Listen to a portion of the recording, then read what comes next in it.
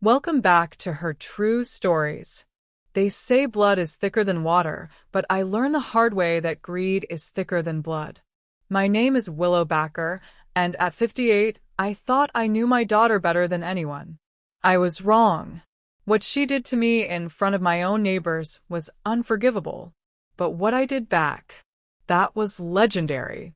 The morning of September 15th started like any other Tuesday in my perfectly manicured suburban paradise. I stood at my kitchen window, watching the sunrise paint my garden in shades of gold and amber, my hands wrapped around a cup of Ethiopian coffee that cost more per pound than most people spent on groceries in a week. At 58, I'd learned to appreciate life's finer things, not because I was spoiled, but because I'd earned every luxury through decades of careful investments, smart business decisions, and the kind of strategic thinking that had turned a modest inheritance into a $1.6 million estate in one of Connecticut's most exclusive neighborhoods. My reflection in the window showed a woman who'd aged like fine wine. Silver blonde hair fell in soft waves past my shoulders, emerald eyes that had captivated 3 husbands and buried 2 of them, and the kind of bone structure that made strangers assume I'd been a model in my younger years. I maintained my figure with religious dedication to yoga and Pilates, and my skin glowed with the radiance that only came from expensive serums and the confidence of a woman who'd never doubted her own worth. The doorbell chimed at exactly 9 a.m., its melodic tone echoing through my marble foyer. I glanced at the security monitor and smiled. My daughter Sarah's patrol car sat in my circular driveway, gleaming black and white against the pristine asphalt. Sarah was my pride and joy, a 34-year-old police sergeant who'd worked her way up through the ranks with determination I'd inherited from me. Tall and athletic with my green eyes and her father's dark hair, she commanded respect wherever she went. Beside her stood her husband Marcus, a man I'd never quite warmed to, despite trying for the sake of family harmony. I opened the door with genuine warmth, still believing in the fairy tale of family loyalty. Sweetheart, what a lovely surprise. I reached out to embrace my daughter, but something in her posture made me pause. She stood rigid, her hand resting on her duty belt in a way that seemed more official than familial. "Hello, Mother." Her voice carried a formality that sent the first chill of unease down my spine. "We need to talk." "Of course, darling. Come in, I'll make some coffee." "Actually," Marcus interrupted, his voice louder than necessary, "we think it's better if we talk out here. In the open, where people can see." I glanced around and noticed for the first time that several of my neighbors had emerged from their houses. Mrs. Peterson was watering plants that clearly didn't need watering. The Johnsons were suddenly very interested in checking their mailbox. Even old Mr. Chen had found urgent yard work that required his immediate attention. "I don't understand," I said, though a terrible suspicion was beginning to form in my mind. "Mother," Sarah said, her voice taking on the tone she used for suspects, "we're concerned about your mental state. You've been making some questionable decisions lately." "Questionable decisions?" I repeated, genuinely confused. "What are you talking about?" Marcus stepped forward, his presence aggressive and intimidating.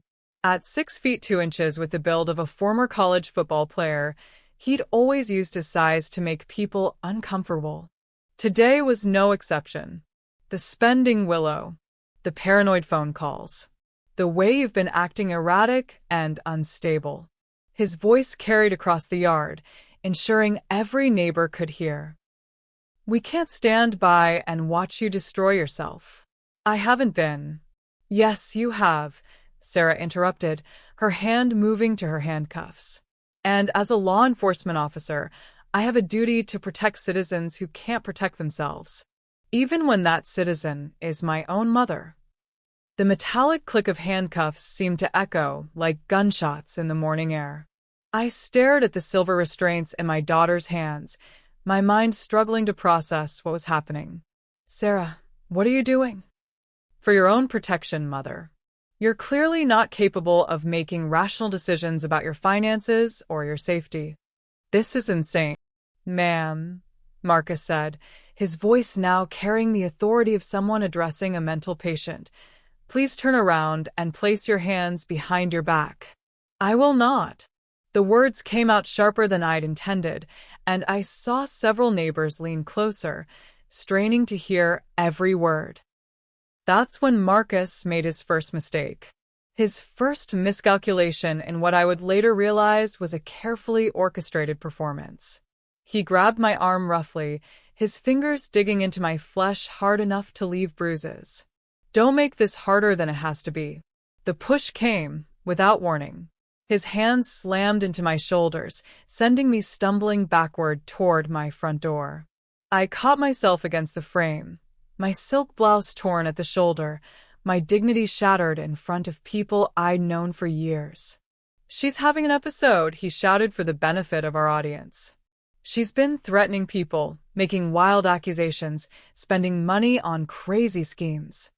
The handcuffs clicked around my wrists with a sound that would haunt my dreams for months to come.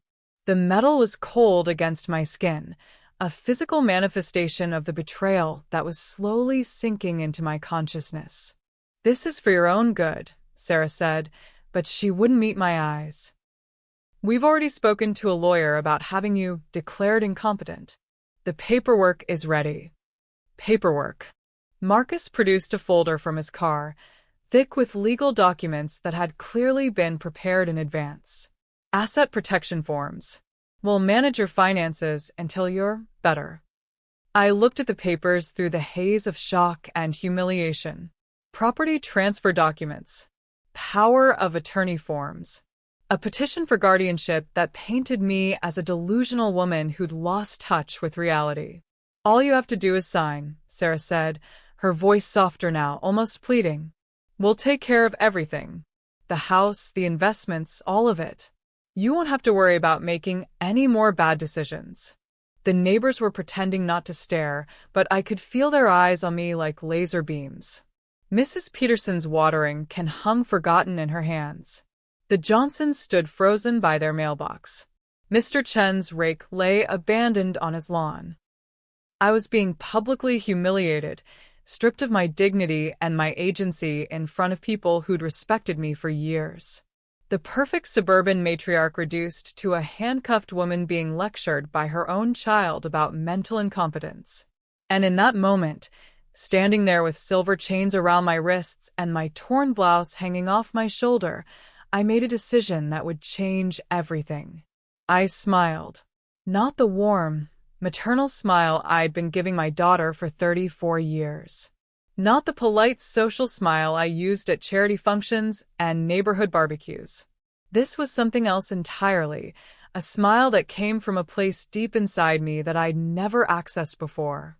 A place where patience lived alongside vengeance, where strategic thinking merged with righteous fury, where a woman who'd been underestimated her entire life finally decided to show the world what she was truly capable of. All right, I said, my voice steady and calm despite the handcuffs and the audience and the complete destruction of my morning peace. I'll sign. Sarah's relief was visible, but Marcus looked suspicious. He'd expected more fight, more drama, more of the erratic behavior they'd been advertising to the neighbors. Just like that? He asked. Just like that. I met his gaze directly, letting him see something in my eyes that made him take an involuntary step backward. After all, family is everything. Isn't that what you always say? The papers were signed on my own front porch, my signature shaky because of the handcuffs but legally binding nonetheless. With each stroke of the pen, I signed away my beautiful home, my financial independence, my entire life as I'd known it. But I also signed something else into existence, a plan that was already forming in the depths of my mind, as intricate and beautiful as the garden they were stealing from me.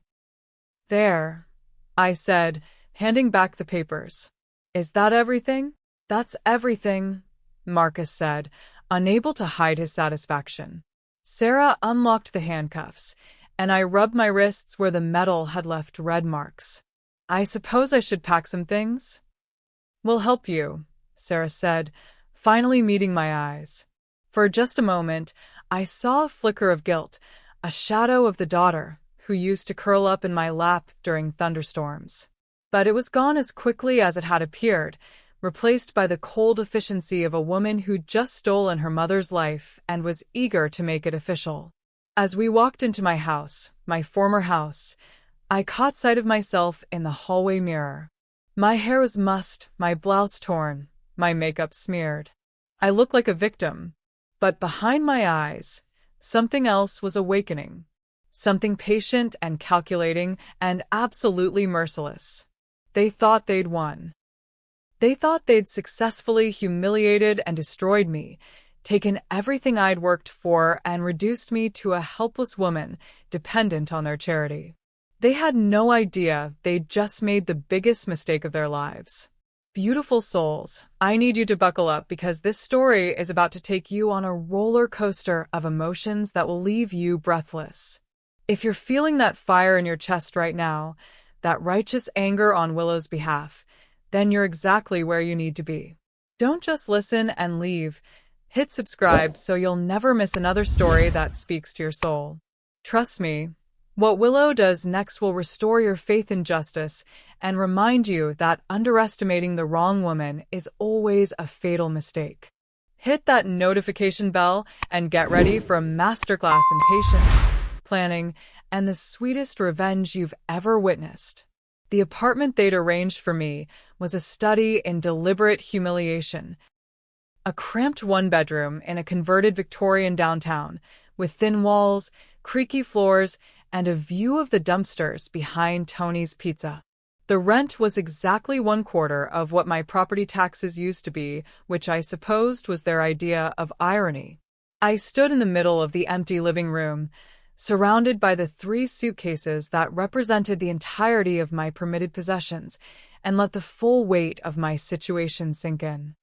No walk-in closets. No garden where I could sit with my morning coffee and watch the world wake up.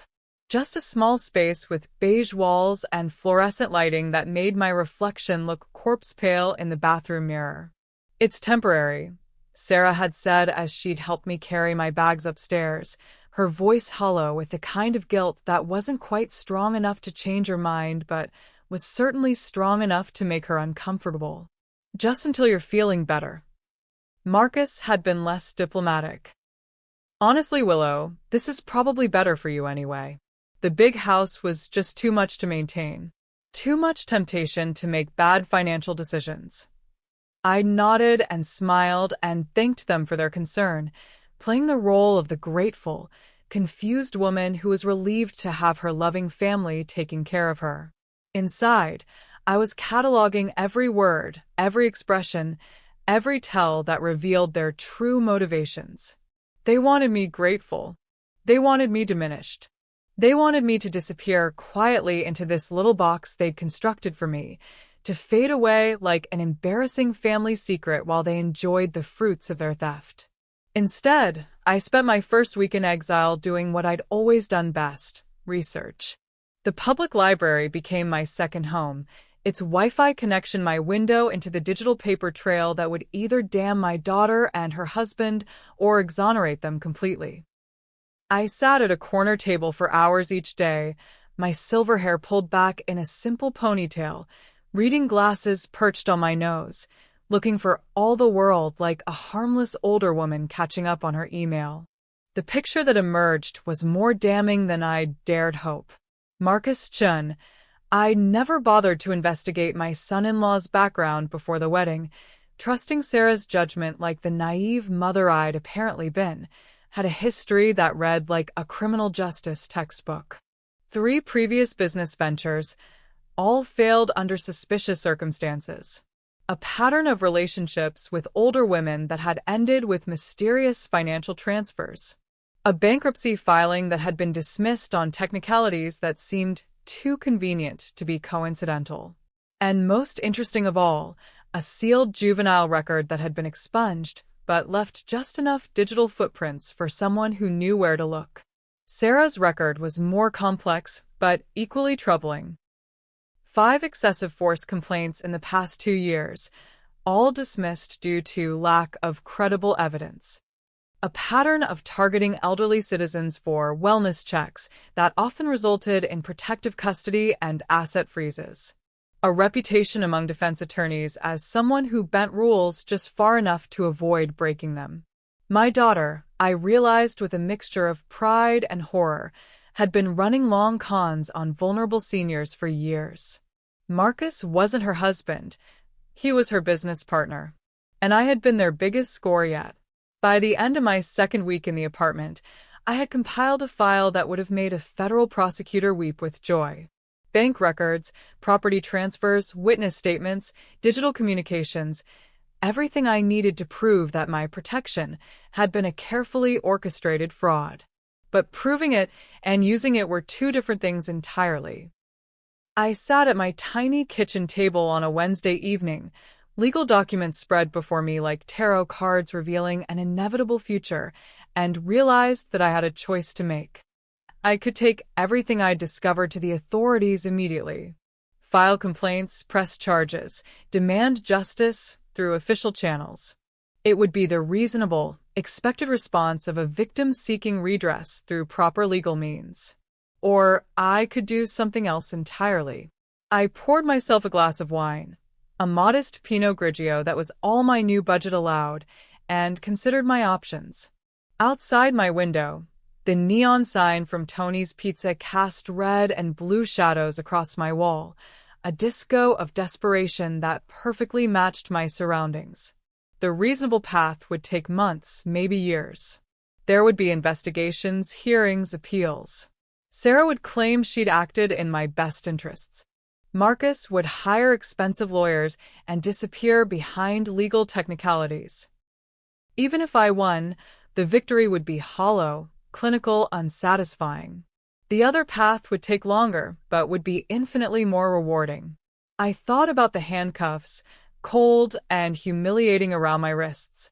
I thought about Marcus's hands shoving me backward, the calculated violence of someone who'd done this before. I thought about the neighbors watching, their faces a mixture of shock and secret satisfaction at seeing the perfect Willow backer brought low. Most of all, I thought about Sarah's voice as she'd clicked those handcuffs into place. "This is for your own good, Mother." No. The reasonable path was for reasonable people dealing with reasonable opponents. What Sarah and Marcus had done to me was personal. It deserved a personal response. I opened my laptop and began making lists. The first list contained every person who'd witnessed my public humiliation: neighbors, delivery drivers, random joggers who'd happened to be passing by. People who would remember seeing a respected woman dragged away in handcuffs by her own daughter. The second list contained every professional contact I'd made over 40 years of business dealings: lawyers, accountants, real estate agents, bankers. People who knew my reputation and would be shocked to learn about my alleged mental incompetence. The third list contained every piece of information I'd gathered about Sarah and Marcus's other activities: names, dates, amounts, locations.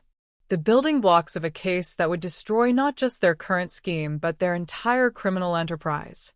The first list contained every person who'd witnessed my public humiliation: neighbors, delivery drivers, random joggers who'd happened to be passing by.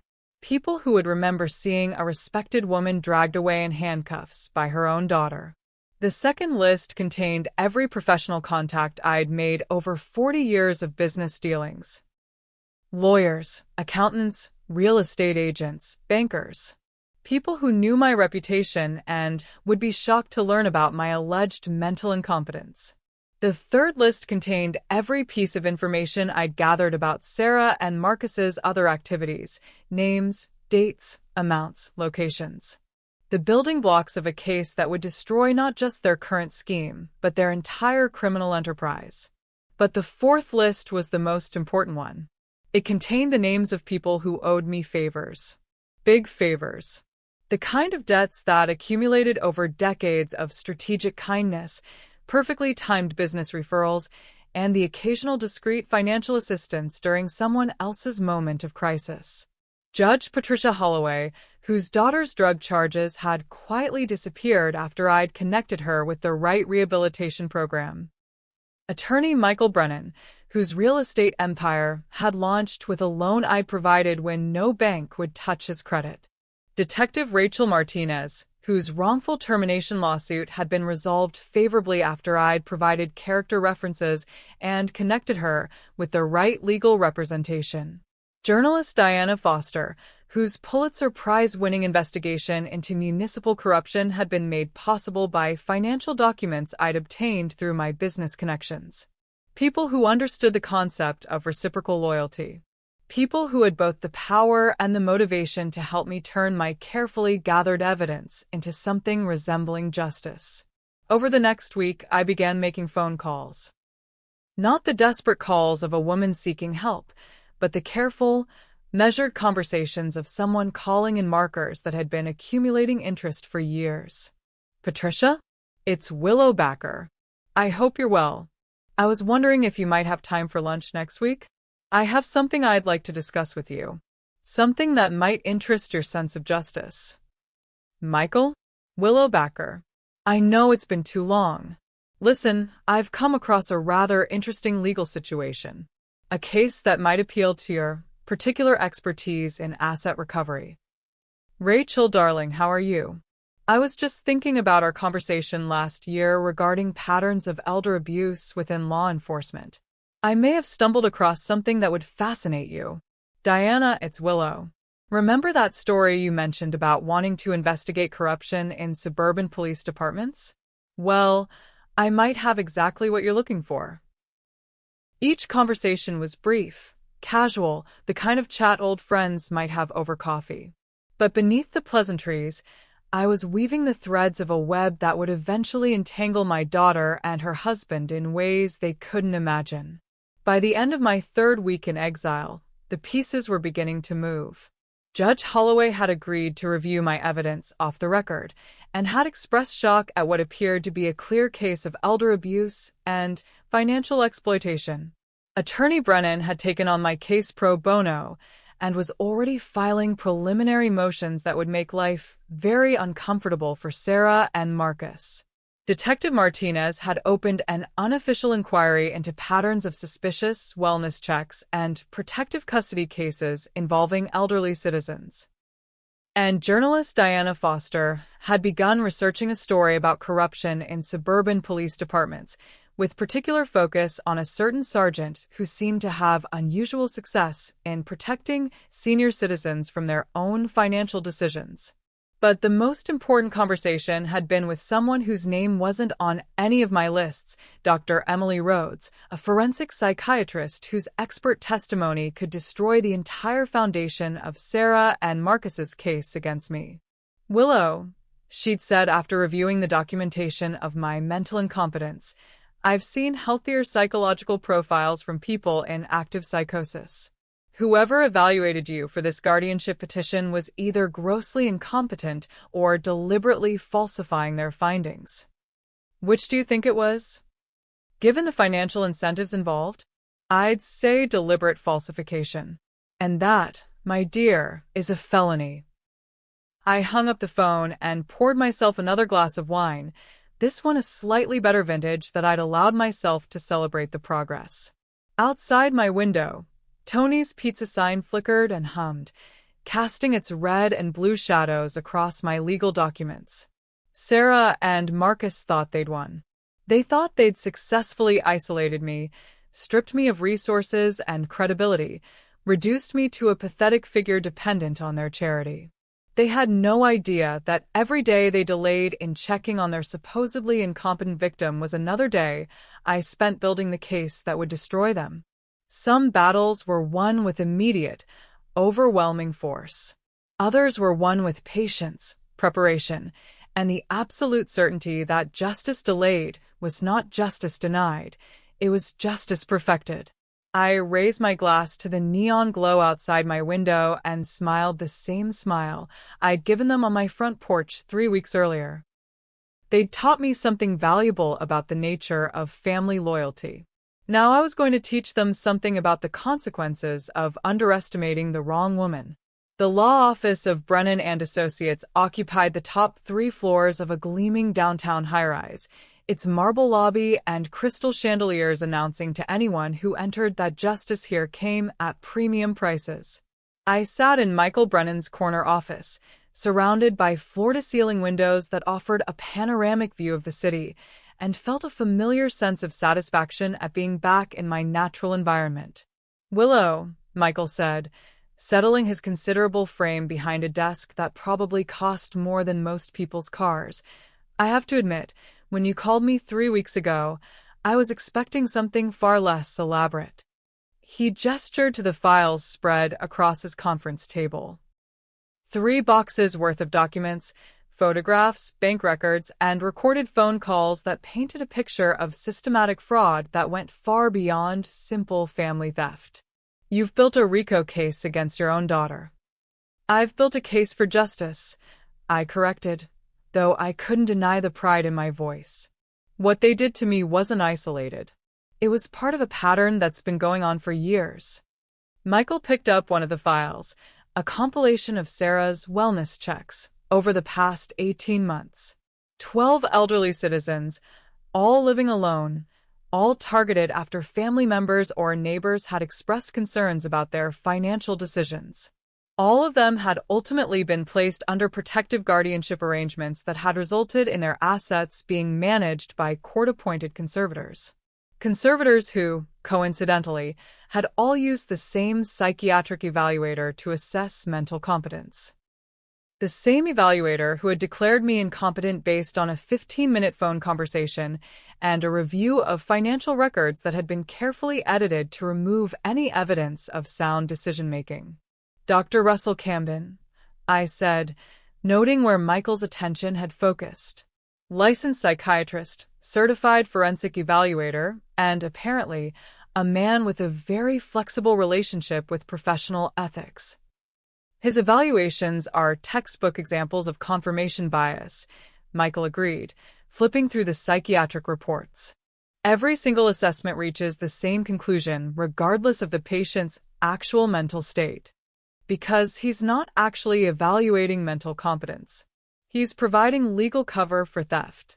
The pattern was breathtakingly simple once you understood it. Sarah would identify vulnerable targets, usually wealthy elderly citizens with minimal family connections or protective oversight. She'd arrange for concerned calls to be made about their behavior, often using Marcus's charm to befriend neighbors or service providers who could provide credible witness testimony. Then came the wellness checks, the emergency protective custody, the expedited competency hearings with predetermined outcomes. The victims would find themselves stripped of legal authority over their own lives, their assets transferred to conservators who charged exorbitant fees for the privilege of managing wealth that was systematically depleted through necessary expenses and administrative costs. By the time the victims realized what was happening, they were legally powerless to stop it. And if they tried to fight back, their protests were simply additional evidence of their mental instability. "How many people do you think they've done this to?" Michael asked. "Based on what I can prove, at least 30 over the past 5 years. Based on what I suspect." I shrugged. "Probably twice that number." Jesus, vi-lo. "We're talking about millions of dollars. We're talking about lives destroyed," I said, my voice harder than I'd intended.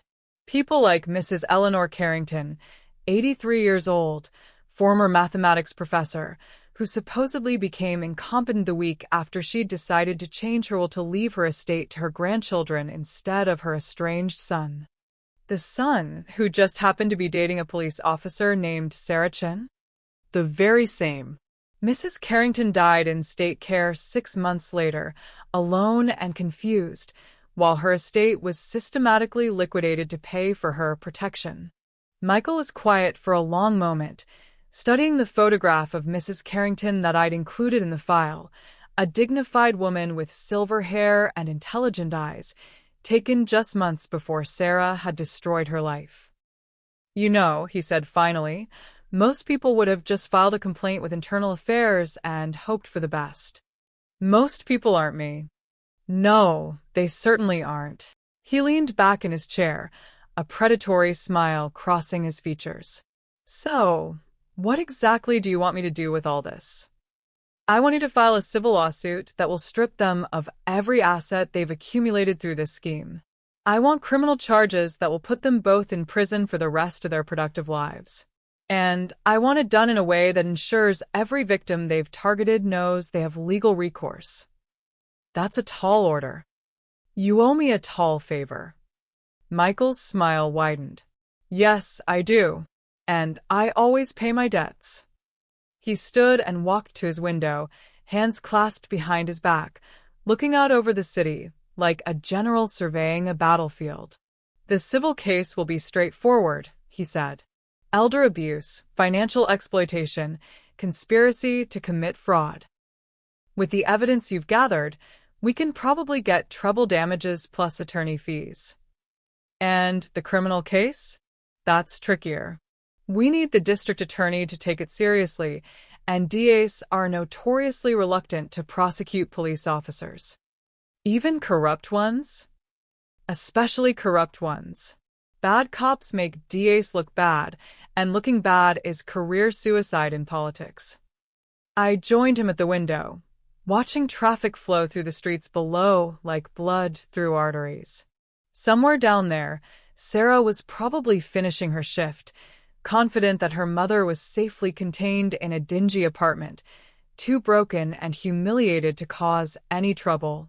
What if the case came to the DA's attention through unofficial channels? I asked. You mean if someone leaked your evidence to the media first? Created enough public outrage that the DA had no choice but to investigate? I mean, if someone happened to provide that evidence to a Pulitzer Prize-winning journalist who specialized in exposing municipal corruption. Michael's reflection in the window grinned back at me. That someone wouldn't happen to be Diana Foster, would it? Diana's always been very interested in stories about law enforcement overreach. And you've always been very good at providing information to interested journalists. I've always believed in the public's right to know. We stood in comfortable silence for a moment, watching the city pulse with life below us. I thought about all the people who were currently going about their daily routines, unaware that their lives could be destroyed by a daughter's handcuffs and a fraudulent psychiatric evaluation.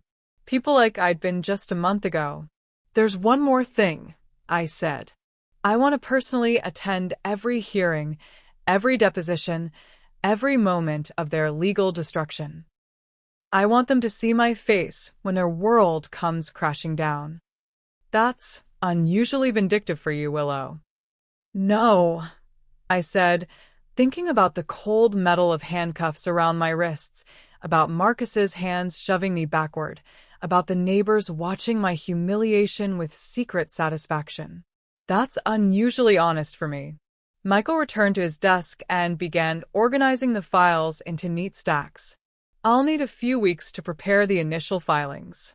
Civil complaint first, then we'll coordinate with the criminal investigation. How long before they know what's coming? Legally, I have to serve them with papers before any court appearances. But practically, he grinned. They won't know what hit them until it's too late to stop it. I gathered my purse and stood to leave, feeling lighter than I had since the morning of my public humiliation. For the first time in a month, I had hope. Not just for my own vindication, but for justice that extended far beyond my personal grievances. Michael, I said, pausing at his office door, when this is over, remind me to tell you about the time I helped a young lawyer get his first commercial real estate loan. I remember that time very well, Willow. It's why I'm taking this case. No, I said, meeting his eyes directly. You're taking this case because Sarah and Marcus made one fatal mistake. What mistake was that? They assumed that because I'm their victim, I must be everyone's victim. They never considered the possibility that I might be someone else's biggest asset. I left his office with the satisfaction of knowing that the next phase of my plan was in motion. The legal machinery was beginning to turn, slowly and inexorably, like the gears of a clock that had been carefully wound and set to strike at exactly the right moment. But legal justice was only part of what I had in mind for my daughter and her husband. Some lessons could only be learned through public humiliation, and I was about to teach them both a masterclass in the subject. The Riverside Country Club had been my social sanctuary for 23 years, its manicured golf course and elegant dining room serving as the backdrop for countless business deals, charity events, and the kind of casual conversations that shaped the political and economic landscape of our community. Now, as I walked through its familiar halls wearing a simple black dress instead of my usual designer ensembles, I felt like an actress returning to a stage where she'd once been the star but was now relegated to playing a supporting character. The difference in how people treated me was subtle, but unmistakable. Conversations that would have naturally included me now took place just beyond my hearing. Invitations that would have been automatic now required careful consideration of whether associating with me might damage someone's reputation. I was, after all, the woman who'd been publicly declared incompetent by her own daughter. The former socialite who'd been handcuffed in her own driveway and forced to sign away her assets to prevent further erratic behavior. At least, that was the story Sarah and Marcus had been carefully spreading through our social circles. What they didn't realize was that their whisper campaign was providing me with the perfect opportunity to launch one of my own. Willow, darling.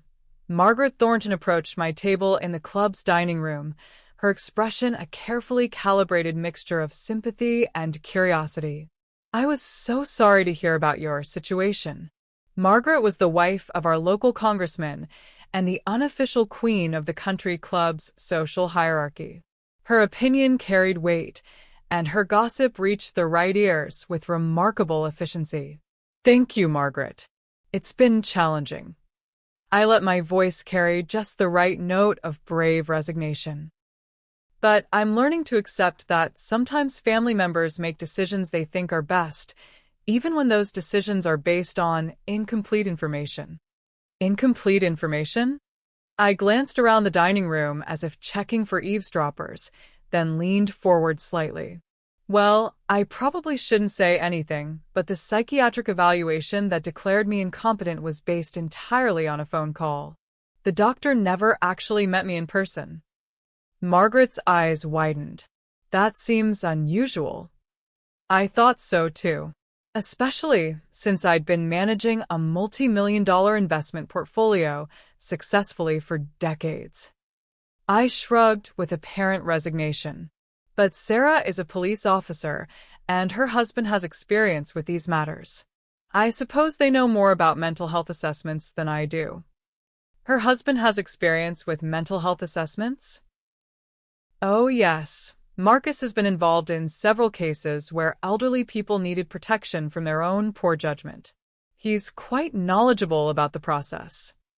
I didn't mention that his knowledge came from running the same scam on multiple victims. That piece of information would come later, when Margaret and others were primed to receive it. How awful for you, though, Margaret said, her journalist's instincts clearly pinging. To have your own family question your competence. The hardest part, I said, dabbing at my eyes with my napkin, is knowing that there are other families going through the same thing. Other elderly people who are being protected whether they need it or not.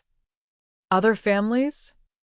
Well, I shouldn't name names, but I've heard that several other people in town have had similar experiences recently. Wellness checks that turned into custody situations, competency evaluations that seemed rushed, assets that were transferred for protection purposes. Margaret was leaning forward now, her lunch forgotten.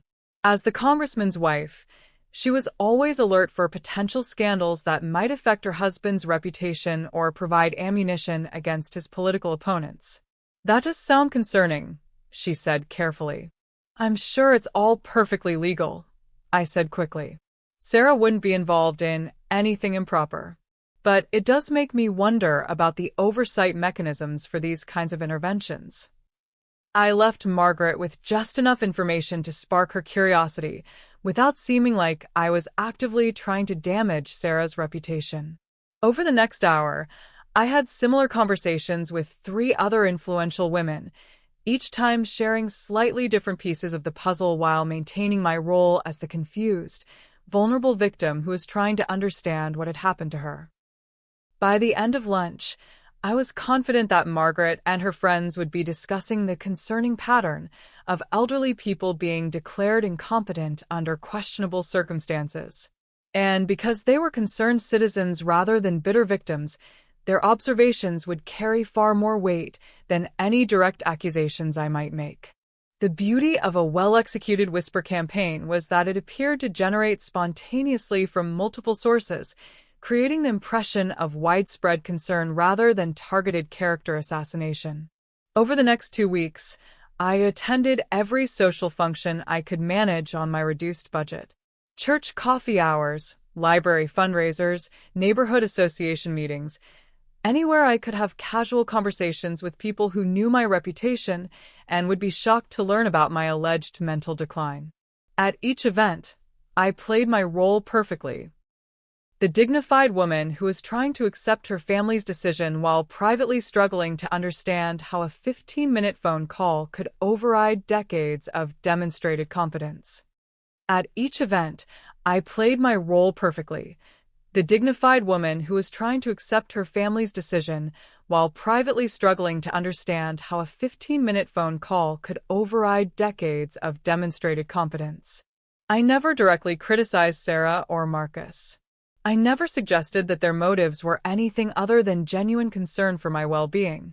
Instead, I simply shared my confusion about the process, my surprise at the speed of the proceedings, and my concern that other families might be facing similar situations without adequate oversight. The effect was exactly what I'd hoped for. Within a week, I began hearing reports of conversations taking place in circles I wasn't part of. Questions being raised about the competency evaluation process. Concerns being expressed about potential conflicts of interest when family members benefited financially from guardianship arrangements. Dr. Russell Camden's name began appearing in these conversations, not as an accused party, but as someone whose professional practices might warrant closer examination. Questions were being asked about his relationship with local law enforcement, his evaluation methods, and the unusual consistency of his findings in cases involving police wellness checks. But the most satisfying development came during my 3rd week of social reconnaissance. I was attending a charity auction for the Children's Hospital when I overheard a conversation between Judge Patricia Holloway and District Attorney Catherine Morrison. They were standing near the silent auction tables, speaking in the low tones that suggested serious professional discussion. "Pat, I keep hearing concerns about some of these expedited competency cases," Catherine was saying. "Multiple sources are suggesting there might be procedural irregularities." "I've been thinking the same thing," Patricia replied. "The Camden evaluations in particular seem formulaic. Almost like he's working from a template rather than conducting genuine assessments. And there's the timing issue. These cases are moving through the system at an unusual pace, especially considering the complexity of the legal and financial arrangements involved. Catherine, what would you say to the idea of a systematic review? Not targeting any specific cases, but looking at patterns and procedures to ensure we're adequately protecting everyone's rights." "I'd say it's exactly what we should be doing. In fact, I was planning to suggest something similar to you." I moved away from their conversation before either woman noticed my proximity, but I was smiling as I continued my tour of the auction items. The seed I'd planted through my social network was taking root in exactly the right soil. Judge Holloway and DA Morrison weren't responding to gossip or unsubstantiated accusations. They were responding to a pattern of concerns from multiple respected sources, all pointing toward the same conclusion. The system designed to protect vulnerable elderly citizens might be systematically failing in its mission. That evening, I called Diana Foster. "Diana, darling, how's your investigation into municipal corruption progressing?" "Slowly but steadily. I'm finding some interesting patterns in the court records, but I need more concrete evidence of wrongdoing before I can publish anything definitive. What kind of concrete evidence? Financial records showing improper monetary flows, documentation of procedural violations, testimony from victims who are willing to go on record. Hypothetically speaking, what if someone had compiled exactly that kind of evidence? Someone who had personal experience with the system but also access to information about other cases? Hypothetically speaking, I'd be very interested in reviewing that evidence, especially if it came from a source with unimpeachable credibility. And if that source happened to be someone who is currently a victim of the system but had previously been a respected member of the community. That would be ideal. A victim with standing and resources who could provide both personal testimony and broader documentation of systemic abuse. Diana, I think we should have lunch tomorrow. The next day, we met at a small cafe downtown, far from the country club and the social circles where our conversation might be observed or reported. I brought 3 file folders, carefully selected evidence that would support Diana's investigation without revealing the full scope of what I discovered. My God, Willow, she said after reviewing the first folder. This isn't just about your case. This is about dozens of cases. That's what I've been trying to tell people, but it's difficult when you're officially incompetent to manage your own affairs. These financial records show clear patterns of asset stripping. And the timeline on these competency evaluations, some of them were completed before the wellness checks were even conducted. Predetermination of outcomes does seem problematic from a due process standpoint. Diana was already taking notes, her reporter's instincts fully engaged. I'll need to verify these records independently, but if even half of this is accurate, we're looking at one of the largest elder abuse conspiracies in state history. Just remember, I said as we prepared to leave, I'm not the source of this information. I'm just a concerned citizen who happened to stumble across evidence of systemic problems while trying to understand what happened to me. Of course. But Willow, when this story breaks, you know what the retaliation is going to look like, don't you? I'm counting on it, I said with a smile that made Diana take a step backward. Because when someone retaliates against a victim, it confirms that the victim was onto something important. Over the next week, I watched the social landscape shift with the satisfaction of a chess master watching an opponent realize they'd been maneuvered into an impossible position. The whisper campaign I'd launched was now generating its own momentum, spreading through channels I couldn't directly control but could certainly influence. Questions about Sarah and Marcus's activities were being raised by people who had no idea they were repeating information I'd carefully seeded into their conversations. More importantly, those questions were reaching the ears of people who had the power to do something about the answers. Judge Holloway had quietly begun reviewing all competency cases that had come through her court in the past 2 years. DA Morrison had assigned a senior prosecutor to conduct a preliminary investigation into procedural irregularities in elder protection cases. And Diana Foster was conducting the kind of deep investigative research that had made her career. Sarah and Marcus had no idea that the ground was shifting beneath them. They were still operating under the assumption that they'd successfully isolated and neutralized their biggest threat. They were about to learn that isolating me had been their second biggest mistake. Their biggest mistake had been assuming that because they'd taken away my house and my financial independence, they'd also taken away my power. But power, I'd learned over 40 years of business and social maneuvering, wasn't about what you owned. It was about who owed you favors, who trusted your judgment, and who would act on information you provided because they knew that information would be accurate, actionable, and devastating to anyone who deserved to be destroyed. Sarah had inherited my green eyes and my determination, but she'd never learned the most important lesson I could have taught her. Never underestimate a woman who's spent decades building a network of allies, especially when that woman has just been given the ultimate motivation to use every connection she's ever made. Beautiful souls, Can you feel the walls closing in on Sarah and Marcus?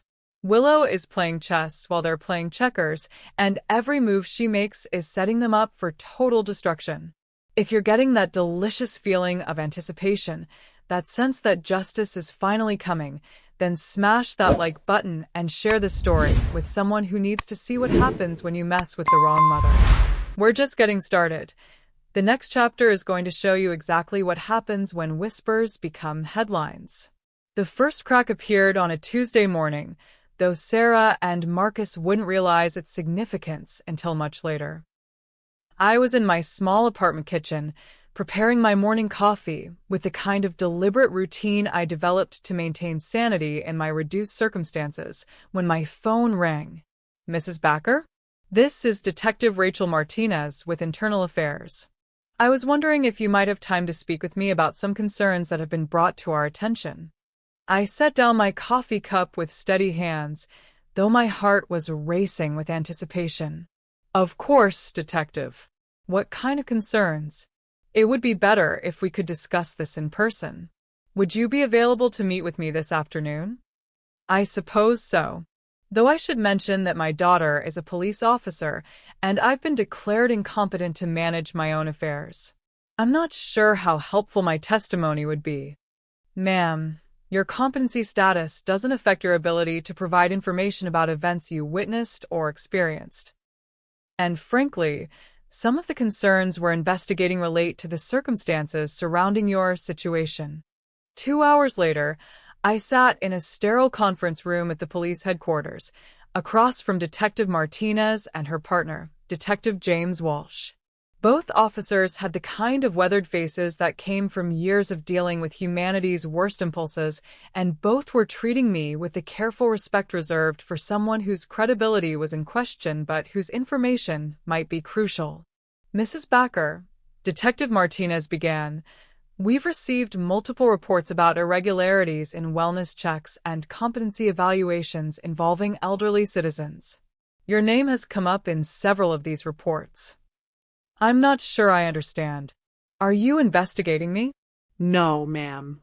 We're investigating the procedures that led to your current legal status. Specifically, whether those procedures followed department policy and state law. Detective Walsh leaned forward, his voice gentle but direct. Mrs. Backer, can you walk us through exactly what happened on the morning you were placed in protective custody?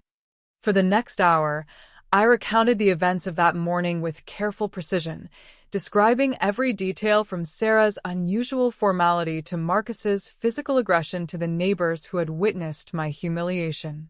I showed them the bruises on my arms where Marcus had grabbed me, photographs I'd taken that same evening when the marks were fresh and dark. Did you at any time request police intervention or express concerns about your own safety or mental state? Detective Martinez asked. Never. I was completely unaware that anyone had concerns about my competence until the moment my daughter appeared at my door with handcuffs. And the psychiatric evaluation that declared you incompetent. A 15-minute phone conversation with Dr. Camden. He asked me about my recent financial decisions, my living situation, and whether I felt safe in my home. When I mentioned that I'd been making some investment changes and considering downsizing my house, he apparently decided that constituted evidence of mental instability. The detectives exchanged glances that suggested this information was consistent with other reports they'd received. Mrs. Backer, Detective Walsh said carefully, are you aware of other cases where similar procedures were followed? I've heard rumors. Conversations at social events about other families who've dealt with competency issues. But I don't have any direct knowledge of other cases. It was a careful answer that was technically true while omitting the extensive research I'd conducted. I was here to provide information about my own experience, not to present myself as an investigator who might have ulterior motives. One final question, Detective Martinez said. Do you believe the actions taken against you are motivated by genuine concern for your well-being, or do you think there might have been other factors involved? I paused as if considering the question seriously, though I'd been preparing for it since the moment I'd walked into the building. Detective, I want to believe that my daughter acted out of love and concern. But I can't ignore the fact that she and her husband benefited financially from having me declared incompetent. They now control assets worth nearly $2 million, and they've made it clear that they consider this arrangement permanent. Even if you could demonstrate mental competence, they've told me that the legal process for reversing a competency determination is extremely difficult and expensive. Since I no longer have access to my own resources, I'm essentially trapped in this situation regardless of my actual mental state. The interview concluded with the detectives thanking me for my cooperation and promising to follow up if they needed additional information. As I left the police station, I felt the satisfaction of knowing that another piece of my plan had fallen into place. The internal affairs investigation would proceed according to its own timeline and methodology, but I'd provided them with exactly the information they needed to understand that my case wasn't an isolated incident of family concern gone wrong. It was part of a systematic pattern that deserved serious scrutiny. That evening, my phone rang again. "Willow, it's Michael Brennan. I have some interesting news. Please tell me it's the kind of interesting that involves legal documents being filed." Better than that. It's the kind of interesting that involves other victims coming forward. Michael explained that word of my civil lawsuit had begun circulating through legal circles, and 3 other families had contacted his office with similar stories. Elderly parents who had been declared incompetent under questionable circumstances, assets that had been transferred to family members or court-appointed guardians, psychiatric evaluations that seemed designed to reach predetermined conclusions. "We're looking at a class action lawsuit," Michael said. "Multiple victims, a clear pattern of abuse, and enough evidence to put serious pressure on everyone involved." How does that affect my individual case? It strengthens it enormously. Individual cases can be dismissed as family disputes or isolated incidents. But a pattern of systematic abuse? That gets the attention of prosecutors, regulators, and most importantly, juries. The second crack appeared 2 days later, in the form of a phone call that Sarah made to my apartment. "Mother, we need to talk." Her voice had lost the confident authority it had carried during my handcuffing. Now she sounded stressed, uncertain, almost vulnerable. "Of course, darling. Is everything all right? Internal Affairs wants to interview me about your situation. They've been asking questions about my procedures, my documentation, whether I followed proper protocols." "I'm sure you did everything correctly."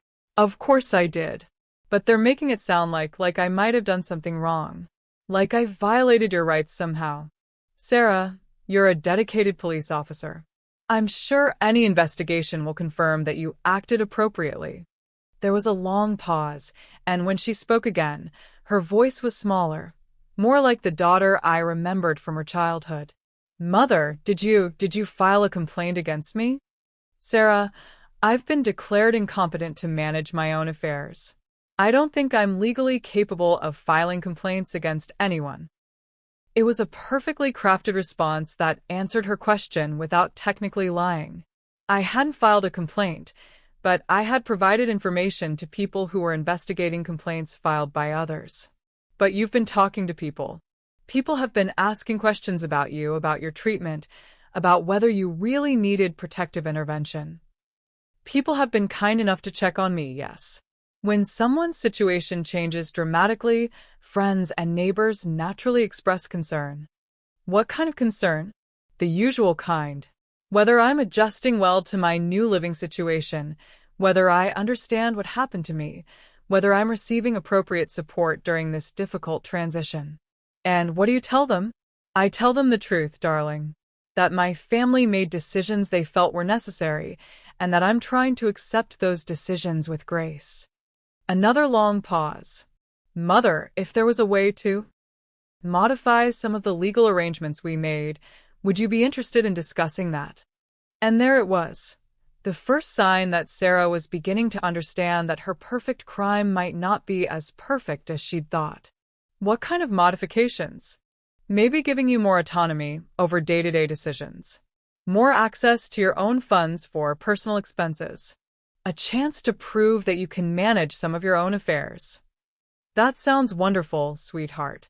But I thought you said the legal process for reversing competency determinations was extremely difficult. It is. But there might be ways to adjust things without going through a full legal reversal. I let the silence stretch, forcing her to fill it with increasingly desperate offerings. We could increase your monthly allowance, give you access to one of your old credit cards, maybe even let you move back into the house if you wanted to. All of that sounds lovely, Sarah. But I have to ask, why the sudden change of heart? No change of heart, Mother. We've always wanted what's best for you. If the current arrangements aren't working as well as we'd hoped, we're certainly willing to make adjustments. I see. And this wouldn't have anything to do with the internal affairs investigation, would it? The silence that followed was answer enough. Mother, I want you to know that everything we did was legal and appropriate. But sometimes legal procedures can be misunderstood by people who don't have all the information. I understand completely, darling. People do tend to jump to conclusions when they don't understand the full context of family decisions. Exactly. So, if there was a way to resolve any misunderstandings without unnecessary legal complications, that would probably be better for everyone involved. I'm sure it would be. Why don't you and Marcus come by this weekend? We can discuss what kinds of adjustments might be appropriate. After I hung up, I poured myself a glass of wine and stood at my small window, looking out at the city lights and thinking about the conversation I'd just had. Sarah was scared.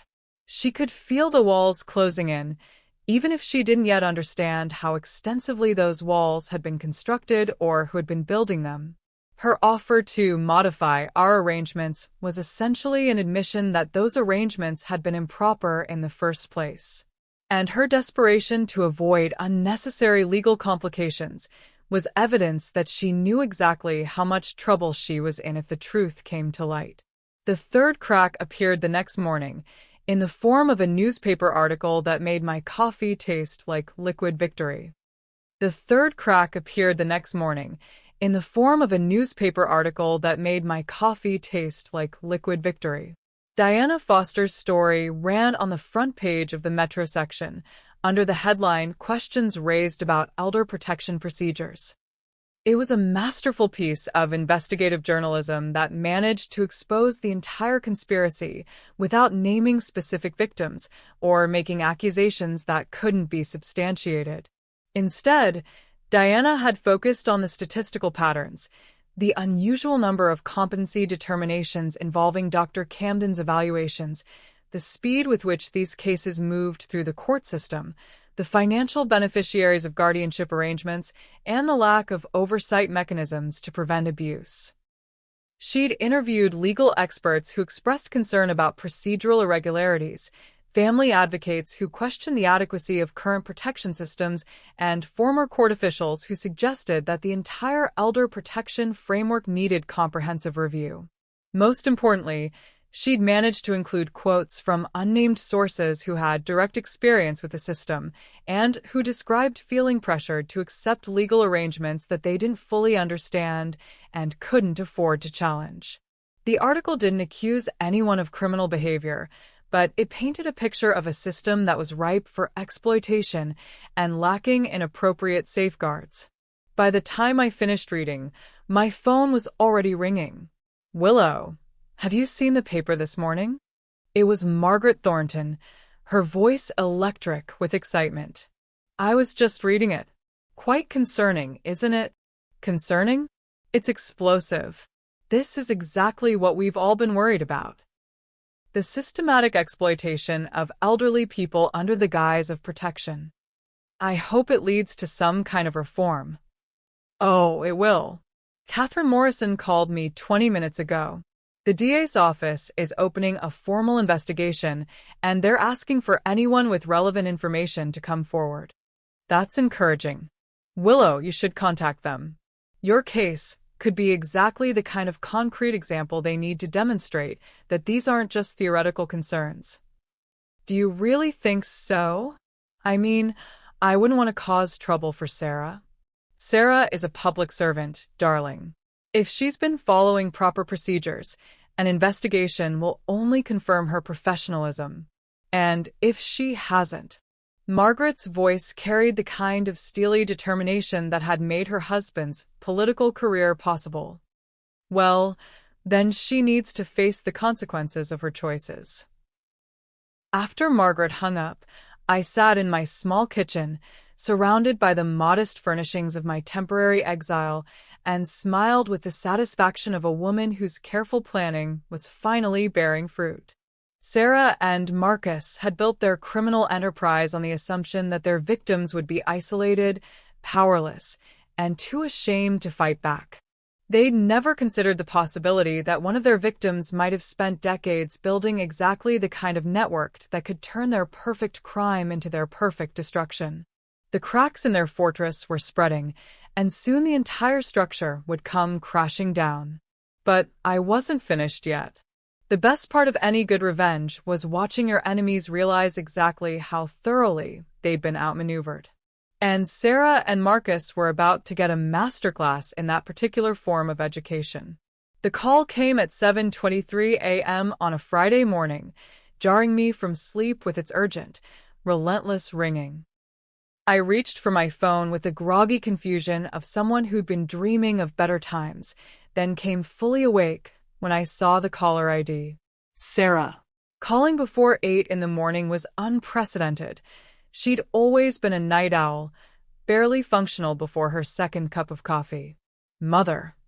Her voice was tight, controlled, but I could hear the underlying panic. We have a problem. Good morning to you too, darling. What kind of problem? The kind where I'm suspended from duty, pending a full internal affairs investigation. The kind where Marcus just lost his biggest client because they don't want to be associated with someone under criminal investigation. The kind where our lawyer is telling us we need to prepare for multiple felony charges. I sat up in bed, pulling my silk robe around me with careful movements designed to hide my satisfaction. Oh my, that does sound serious. Don't play dumb with me, Mother. This is your doing. Sarah, I'm legally incompetent to manage my own checkbook. How could I possibly orchestrate something as complex as a criminal investigation? You've been talking to people, spreading lies, making accusations, poisoning people against us. I've been talking to friends who are concerned about my well-being. If their concern led them to ask questions about my situation, that's hardly my fault. Bullshit. The word came out like a whip crack, Sarah's professional composure finally cracking. You've been planning this since the day we took custody of you. You've been systematically destroying our lives. Sarah Elizabeth Backerchin, I said, using her full name with the kind of maternal authority that transcended legal competency status. You will not use that language with me. The silence that followed was electric with tension. When Sarah spoke again, her voice had returned to its professional register, but I could hear the effort it cost her. Mother, we need to meet. Today. All of us. We need to discuss how to resolve this situation before it gets completely out of hand. I thought you said the legal process for reversing competency determinations was extremely difficult. This isn't about legal processes anymore. This is about survival. If these investigations continue, we could lose everything. Not just the house and the assets, but our careers, our freedom, our entire future. That would be tragic. Don't you care at all? About what happens to your own daughter? I paused, considering my response carefully. This was the moment I'd been building toward for months. The opportunity to let Sarah understand exactly what she'd cost herself when she'd chosen greed over love. Sarah, do you remember when you were 7 years old and you broke my grandmother's crystal vase? What? Mother, this isn't the time for childhood memories. You told me it was an accident. That you'd been playing ball in the house, even though I'd told you not to, and the ball had knocked over the vase. Do you remember what I told you? I know. What does this have to do with anything? I told you that accidents could be forgiven, but lies made everything worse. That if you'd just told me the truth from the beginning, we could have worked together to fix the problem. But because you lied about it, the broken vase became about more than just broken crystal. Mother. You didn't accidentally handcuff me in front of my neighbors, Sarah. You didn't accidentally force me to sign legal documents under duress. You didn't accidentally steal my house and my independence and my dignity. Those weren't accidents that could be forgiven. They were deliberate choices that had to be answered. We were protecting you. You were protecting yourselves. From debts Marcus had accumulated, from financial problems you'd created, from the consequences of choices you'd made. And you decided that stealing from me was easier than facing those consequences honestly. Another silence, longer this time. What do you want? Sarah's voice was barely above a whisper. I want my life back. I want my house back. I want the dignity you stole from me returned. And I want you to face the consequences of your choices, just like I taught you when you were 7 years old. And if we give you all of that, if we reverse everything, restore your legal status, return your assets, will you make this investigation go away? Sarah, even if I had the power to stop investigations that have already begun, which I don't, why would I do that? Because I'm your daughter. Yes, I said, my voice steady and cold. You are. And that makes what you did to me infinitely worse than if a stranger had done it. I hung up before she could respond, then sat in my small bedroom for several minutes, letting the reality of that conversation settle into my bones. It was the first time Sarah had acknowledged that what they'd done was wrong. The first time she'd admitted that their actions had been motivated by self-interest rather than concern for my well-being. And it was the first time she'd begged me for something instead of demanding it. 2 hours later, my phone rang again. This time it was Michael Brennan.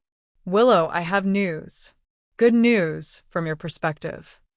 Please tell me it involves legal documents being served. Better than that. It involves plea negotiations being opened. Sarah's attorney called me this morning, asking about the possibility of resolving your civil case without going to trial. What kind of resolution are they proposing? Full restitution of all assets, reversal of the competency determination, and a substantial cash settlement for emotional damages. Plus a public apology acknowledging that the guardianship was inappropriate. And in exchange, they want you to agree not to pursue criminal charges. I laughed, actually laughed, at the audacity of the proposal. Michael, they seem to be under the impression that I have some control over the criminal investigation. That's what I told them. The DA's office is pursuing this case based on evidence of systematic fraud that extends far beyond your individual situation. Even if you refuse to cooperate, which you're not going to do, they have enough evidence from other victims to proceed. So their plea offer is essentially meaningless. Worse than meaningless. It's evidence that they know they're guilty and are desperately trying to limit the damage. What did you tell them? I told them we'd consider any reasonable offer, but that reasonable would need to include full accountability for their actions. Financial restitution is just the beginning.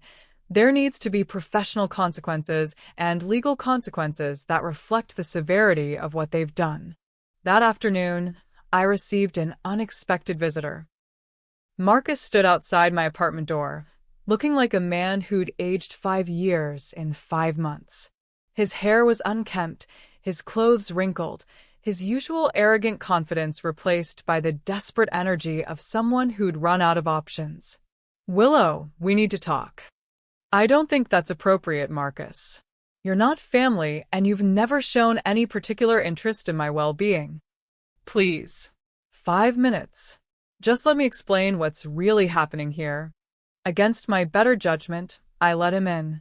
He stood in my small living room, dwarfing the modest furniture, looking around at my reduced circumstances with something that might have been guilt. This isn't what we intended, he said without preamble. The whole guardianship thing, the asset protection, it was supposed to be temporary. Just until we could get back on our feet financially. I see. And my consent to this temporary arrangement. We thought you'd understand eventually. That you'd see we were just trying to protect the family assets during a difficult period. By stealing them. By managing them. Willow, I had debts. Serious debts to serious people. The kind of people who don't accept payment plans or listen to explanations about temporary financial difficulties. So, you decided to make your debts my problem. We decided to use family resources to solve a family crisis. Sarah was convinced you'd forgive us once the immediate danger was over. I poured myself a glass of water, taking time to consider his words. He was essentially confessing to theft while trying to frame it as a family emergency loan. Marcus, did it ever occur to you to simply ask me for help? Would you have given it to us? I might have. Especially if you'd been honest about the extent of your financial problems and your plan for resolving them. And if you'd said no? Then you would have faced the consequences of your own choices instead of forcing me to face them. He sat down heavily on my small couch, his head in his hands. Willow, they're talking about 20 years in prison. 20 years for what was supposed to be a temporary financial arrangement. They're talking about 20 years for systematic fraud, theft, elder abuse, and conspiracy. The temporary nature of your intentions doesn't change the criminal nature of your actions. But you could help us. If you testified that we had your consent, that you understood what was happening. Marcus, are you asking me to commit perjury? I'm asking you to help your daughter avoid destroying her life over a mistake. This wasn't a mistake. This was a calculated decision to steal from someone you thought was vulnerable enough to victimize without consequences. The only mistake you made was choosing the wrong victim.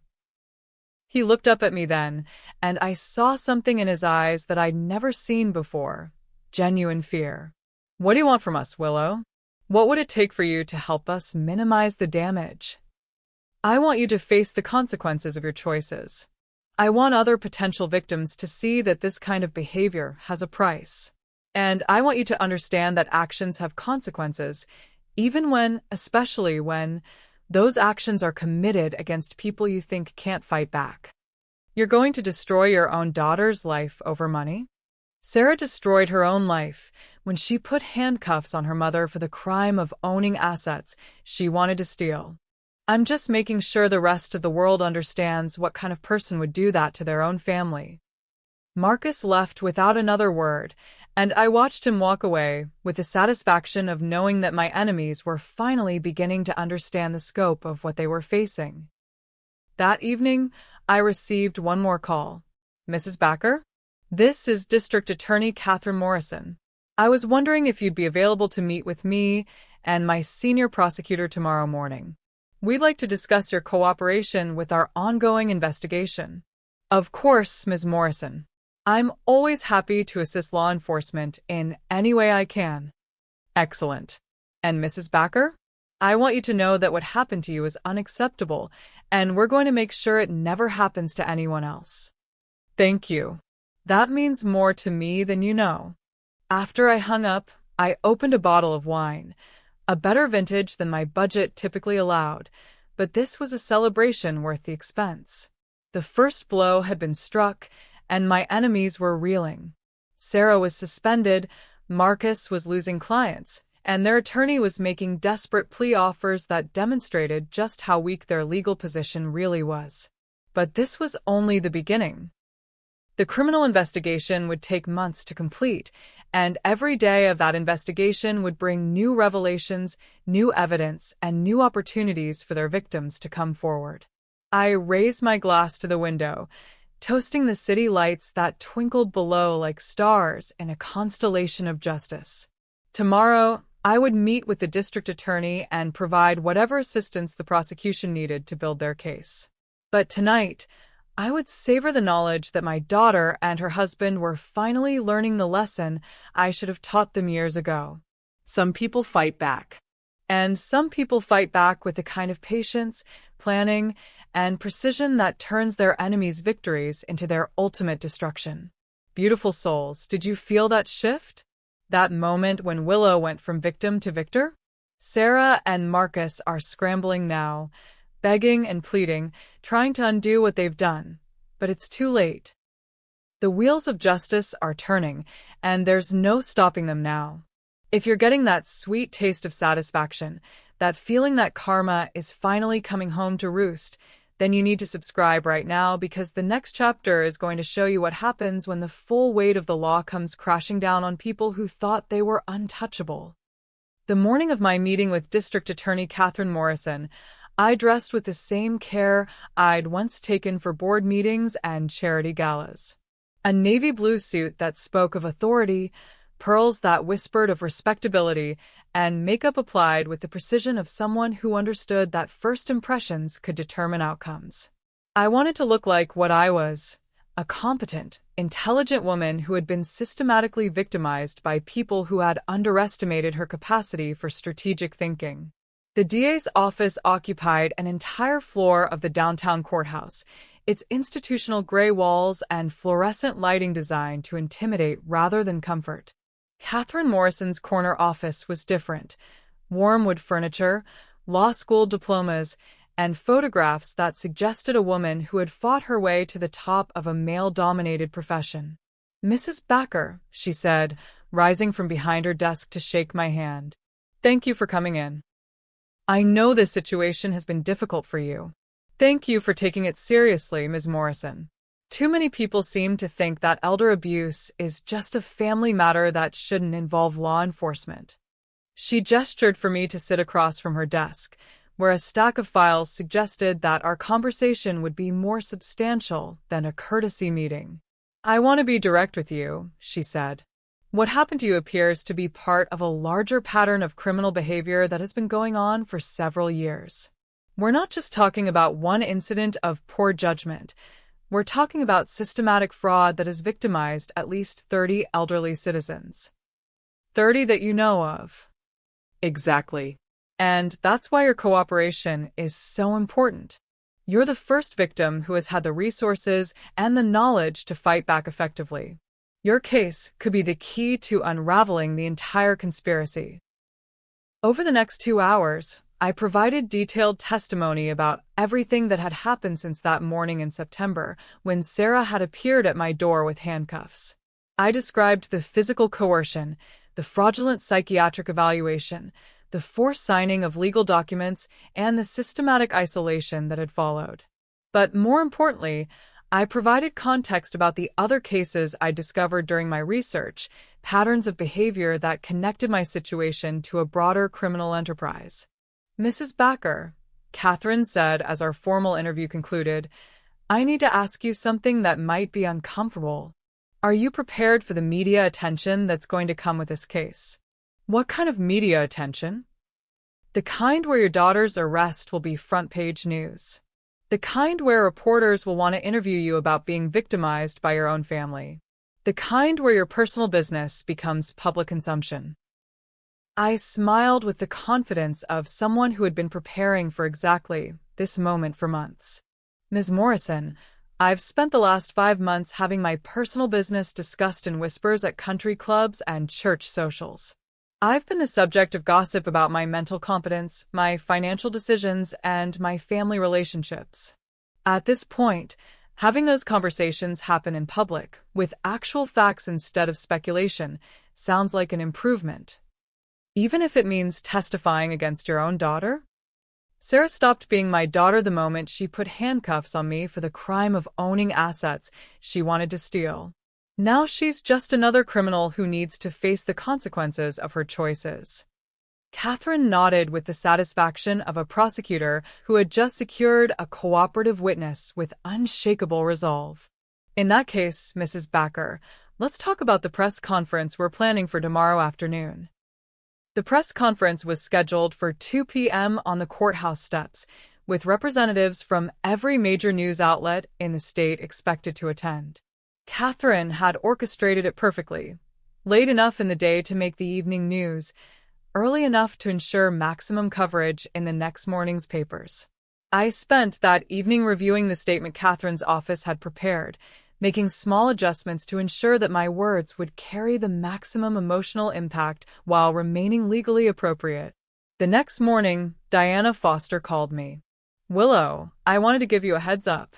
My follow-up story is running tomorrow, and it's going to name names. The investigation has advanced far enough that we can report specific allegations against specific people. How specific? Specific enough that Sarah Chen and Marcus Chen are going to wake up tomorrow morning to find their names and photographs on the front page, along with details about their criminal enterprise and their victims. All of their victims? Everyone we can identify. 37 people, Willow. 37 elderly citizens who were systematically defrauded by your daughter and her husband. The total amount stolen is over $8 million. I sat in silence for a moment, absorbing the scope of what Sarah and Marcus had accomplished. My $1.6 million house had been just one score in a criminal career that had destroyed dozens of families. Diana, when that story runs, they're going to know it's over.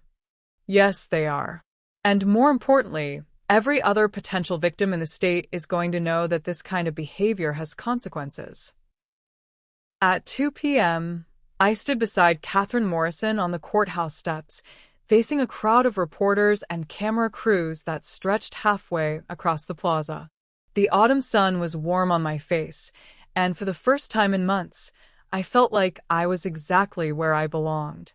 Ladies and gentlemen, Catherine began, today we are announcing the indictment of Sarah Chen, a sergeant with the Metropolitan Police Department, and her husband Marcus Chen, on charges including elder abuse, financial exploitation, conspiracy to commit fraud, and violations of civil rights under color of law. The cameras clicked and whirred as she outlined the scope of the investigation, the number of victims identified, and the systematic nature of the criminal enterprise. These individuals used Sergeant Chen's position as a police officer to target vulnerable elderly citizens, subjecting them to fraudulent competency evaluations and forced guardianship arrangements that resulted in the theft of millions of dollars in assets. Then it was my turn. My name is Willow Backer, I said, stepping forward to the microphone. 5 months ago, I was a 58-year-old woman living independently in my own home, managing my own finances, and enjoying my retirement. Today, I am here to tell you what happened when my own daughter decided that stealing my life was easier than asking for my help. I described that morning in September, when Sarah had handcuffed me in my own driveway, the humiliation of being forced to sign legal documents under duress, and the months of exile that had followed. But I also want you to know that I am not just a victim. I am a woman who fought back. I am someone who refused to accept that being elderly made me powerless. And I am here today to make sure that what happened to me never happens to anyone else. The questions from reporters were sharp and direct. Mrs. Backer, how does it feel to testify against your own daughter? It feels like justice.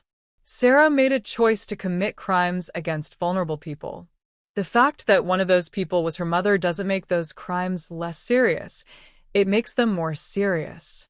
Do you believe your daughter can be rehabilitated? I believe my daughter can face the consequences of her choices and learn from them, just like any other criminal. Whether she chooses to be rehabilitated is up to her. What do you want other families to learn from your experience? I want them to learn that elder abuse is a crime, not a family matter. I want them to learn that having power over someone doesn't give you the right to exploit them. And I want them to learn that some people fight back, no matter how old they are or how powerless they might seem. The press conference lasted 45 minutes, and by the time it ended, I knew that Sarah and Marcus's world was about to change dramatically.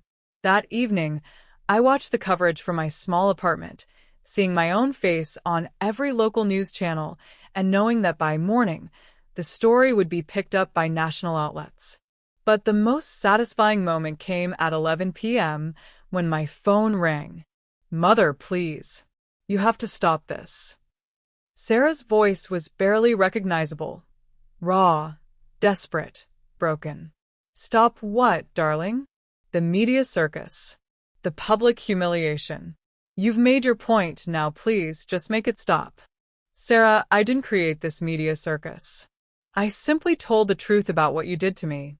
If that truth is causing you public humiliation, perhaps you should have considered that possibility before you handcuffed your mother in front of her neighbors. We'll give you everything back. The house, the money, all of it. We'll reverse the guardianship, restore your legal status, pay for damages. Just please stop destroying our lives. I'm not destroying your lives, Sarah. I'm revealing your lives. There's a difference. Marcus is talking about suicide. The stress, the shame, the knowledge that we're going to prison, he can't handle it. Then perhaps Marcus should have considered those consequences before he decided to steal from elderly people for a living. How can you be so cold? How can you care so little about what happens to us? I paused, considering my response carefully. This was the moment I'd been building toward, the opportunity to explain to Sarah exactly what she'd lost when she'd chosen theft over truth. Sarah, do you remember when you were 12 years old and you wanted to go to summer camp? What? Mother, this isn't the time for... You remember. The expensive camp that all your friends were attending.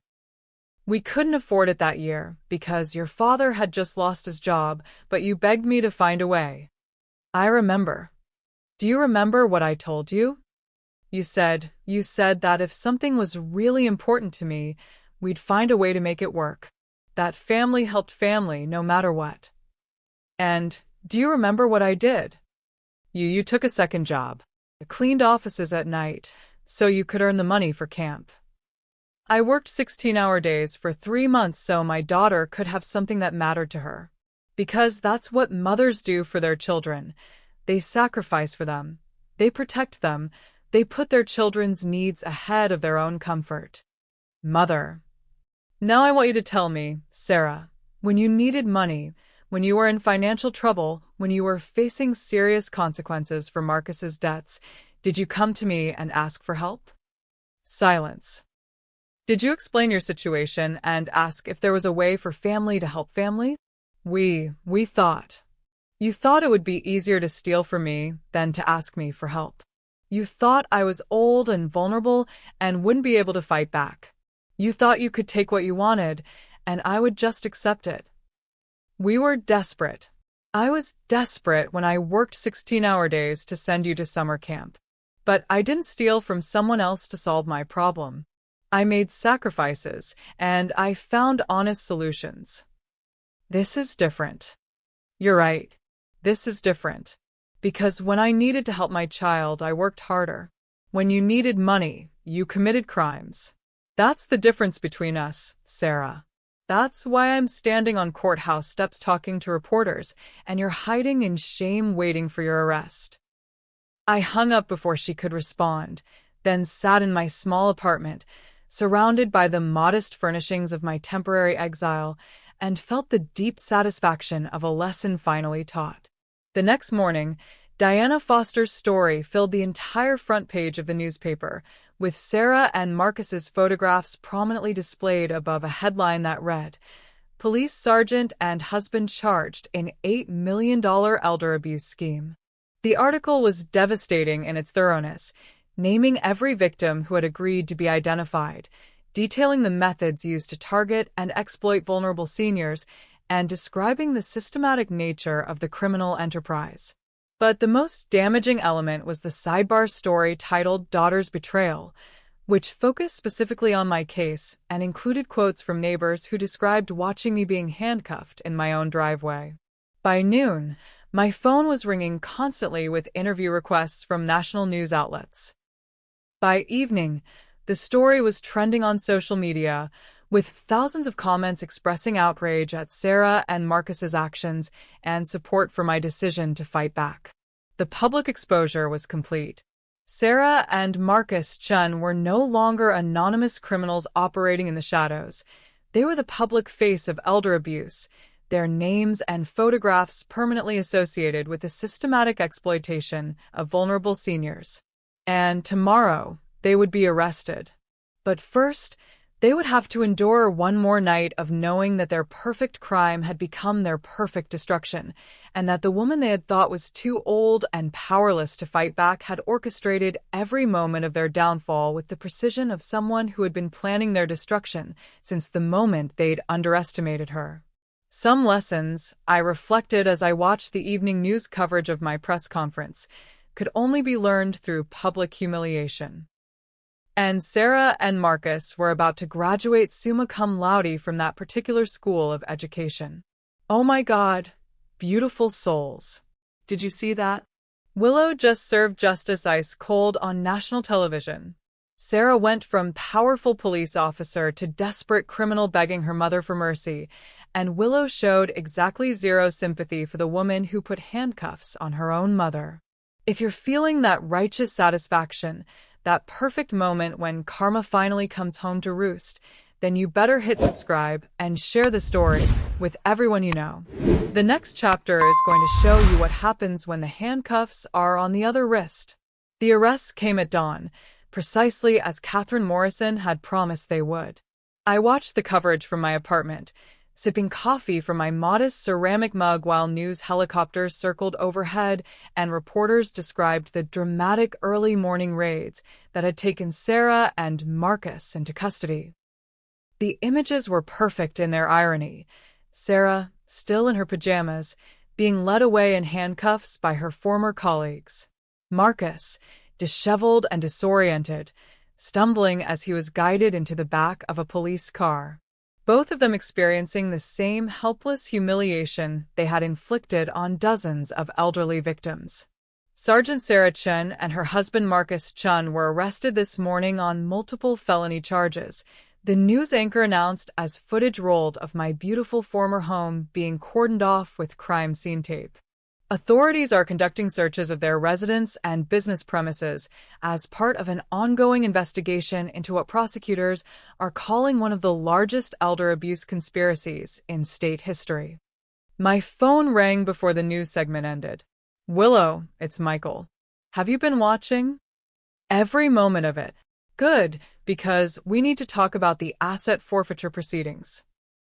The government is moving to seize everything Sarah and Marcus acquired through their criminal enterprise, including your house. My house that they stole from me. Exactly. Which means we need to file an immediate motion to exclude your property from the forfeiture as belonging to a victim rather than a criminal. How long will that take? With the evidence we have, probably about 30 days. The government wants to return stolen assets to their rightful owners as quickly as possible. It makes their prosecution look more sympathetic to juries. 30 days. After 5 months of exile, I would have to wait just 30 more days to reclaim my home. But the financial devastation of Sarah and Marcus would begin immediately. Michael, what about their other assets? The investments, the cars, the luxury items they bought with stolen money. All of it will be seized. The government has already frozen their bank accounts and placed liens on their personal property. As of this morning, they have access to exactly nothing. What will they live on?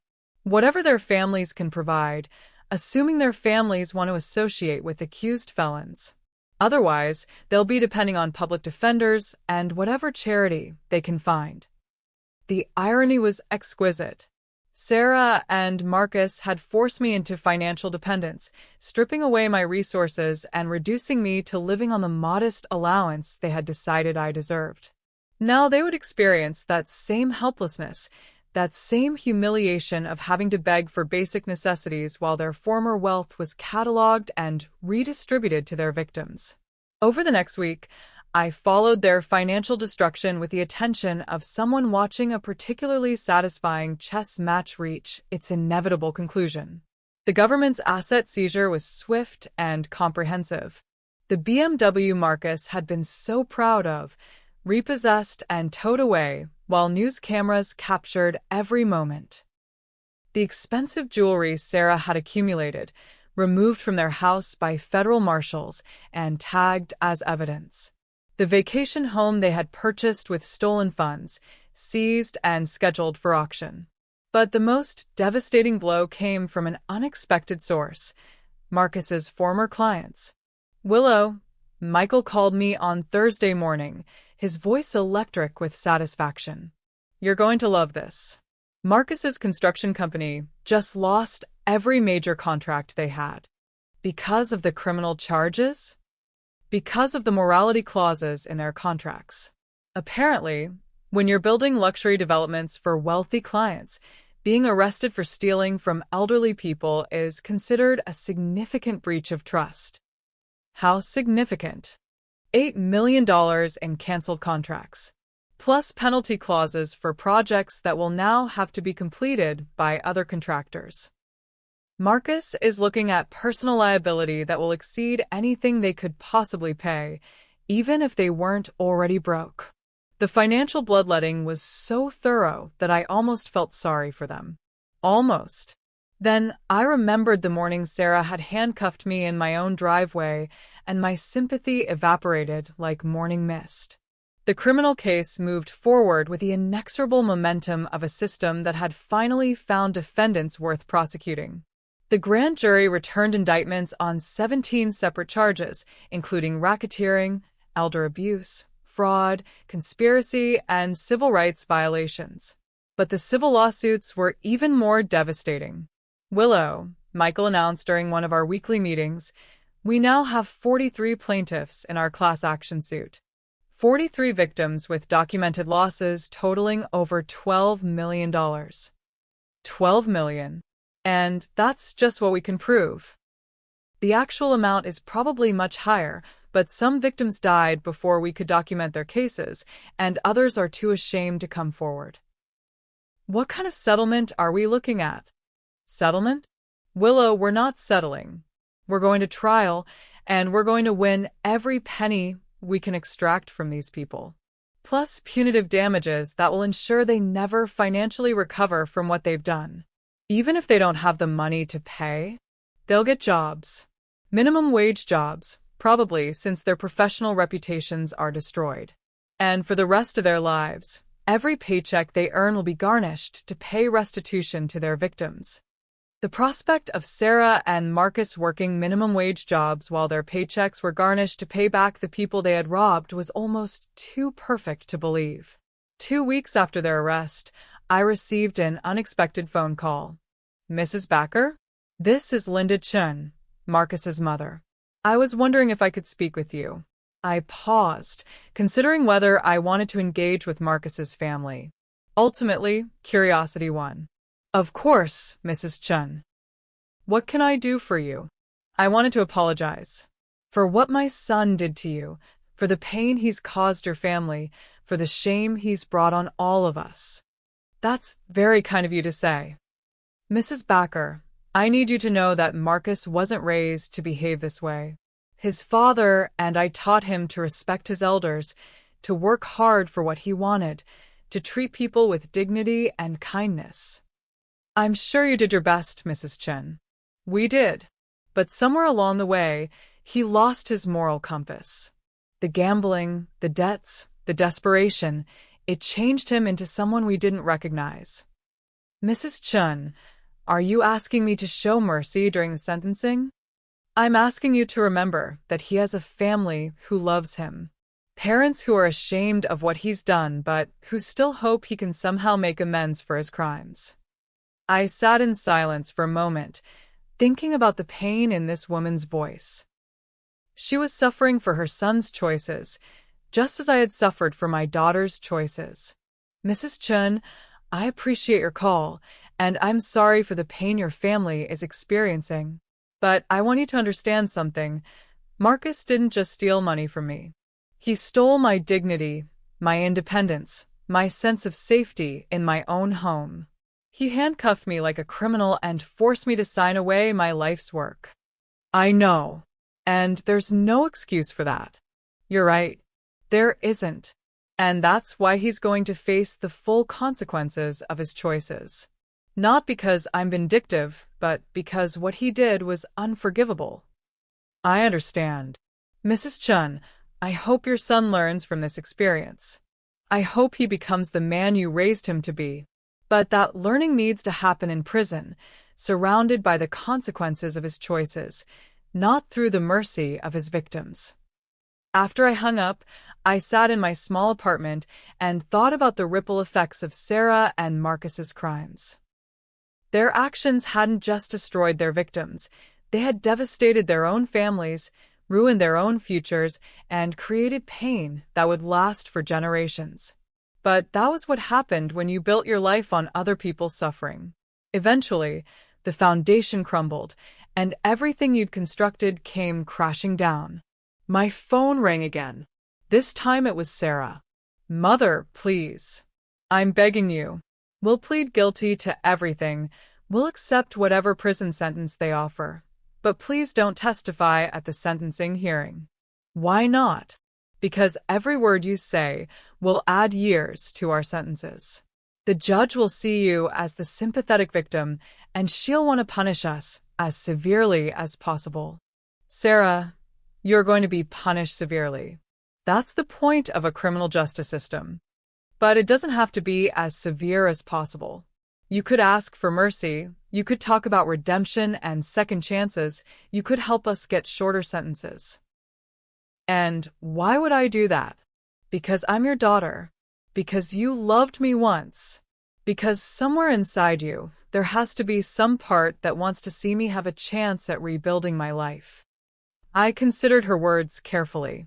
There was a part of me, a small, quiet part, that mourned for the daughter I had raised, the little girl who had once curled up in my lap during thunderstorms and told me I was the best mother in the world. But that little girl had grown up to become a woman who put handcuffs on her mother for money. "Sarah, do you remember what you told me when you were handcuffing me?" "Mother, you said it was for my own good. You said you were protecting me from my own poor judgment. Do you remember that?" "Yes." "Well, testifying at your sentencing hearing will be for your own good.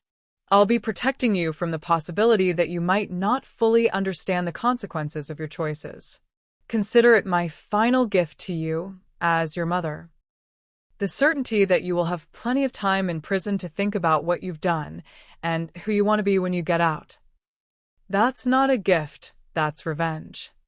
"No, Sarah." "Revenge would have been handcuffing you in front of your neighbors and forcing you to sign away your freedom. What I'm doing is called justice. There's a difference, though I understand why you might not recognize it."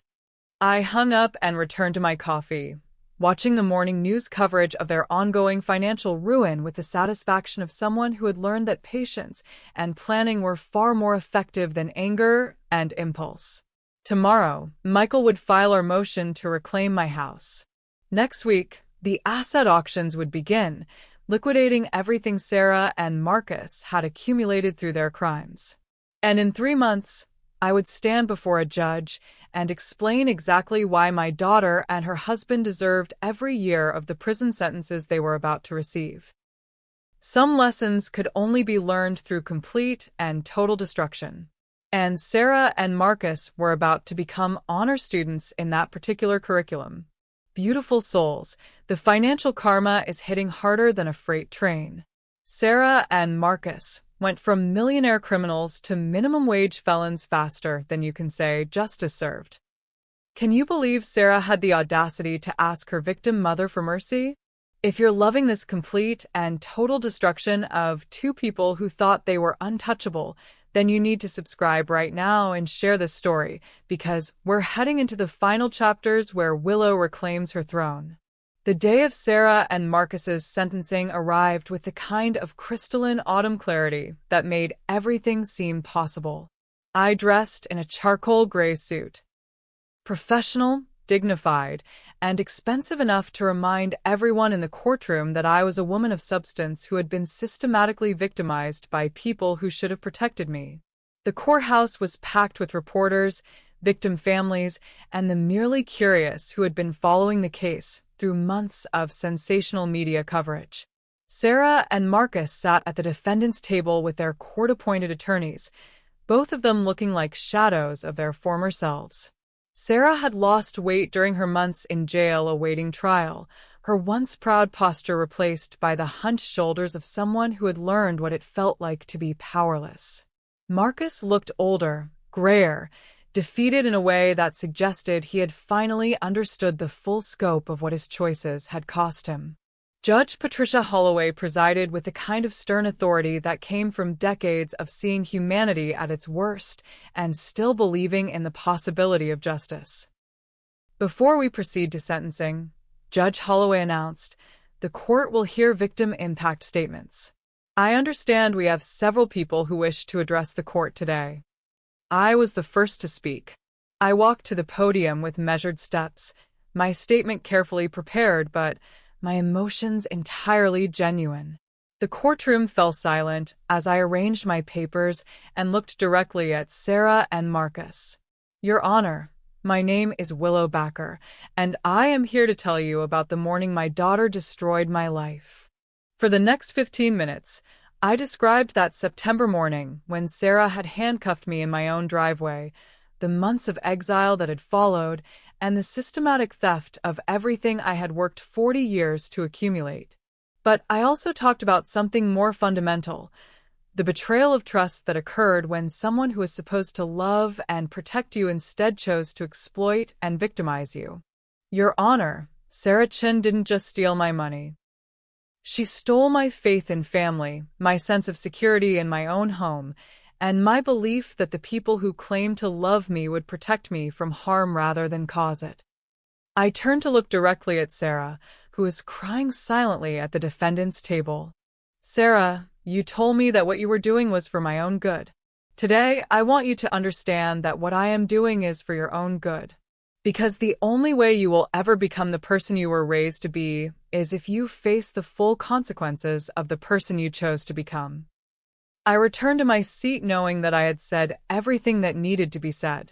5 other victims followed me to the podium, each telling their own story of betrayal and loss. Mrs. Eleanor Carrington's son spoke about watching his mother die alone and confused in state custody while her assets were liquidated. Mr. Robert Martinez's daughter described the depression and despair that had consumed her father after he'd been declared incompetent and separated from his lifelong home. By the time the victim statements were complete, several jurors were crying, and Sarah and Marcus looked like they wanted to disappear into the floor. Judge Holloway reviewed the sentencing guidelines with clinical precision, weighing the severity of the crimes against the defendant's lack of prior criminal history and their expressions of remorse. The court finds that the defendants engaged in a systematic pattern of criminal behavior that targeted some of our community's most vulnerable citizens, she announced. These crimes were not impulsive acts of desperation, but calculated decisions to exploit trust and abuse authority for personal financial gain. She turned to address Sarah directly. Sergeant Chin, you took an oath to protect and serve the citizens of this community. Instead, you used your badge and your authority to target elderly citizens for financial exploitation. You violated not only the law, but the fundamental trust that makes civil society possible. Mr. Marcus Chen, you served as the operational coordinator of this criminal enterprise, using your charm and apparent respectability to gain access to victims and execute the fraudulent schemes that your wife's position made possible.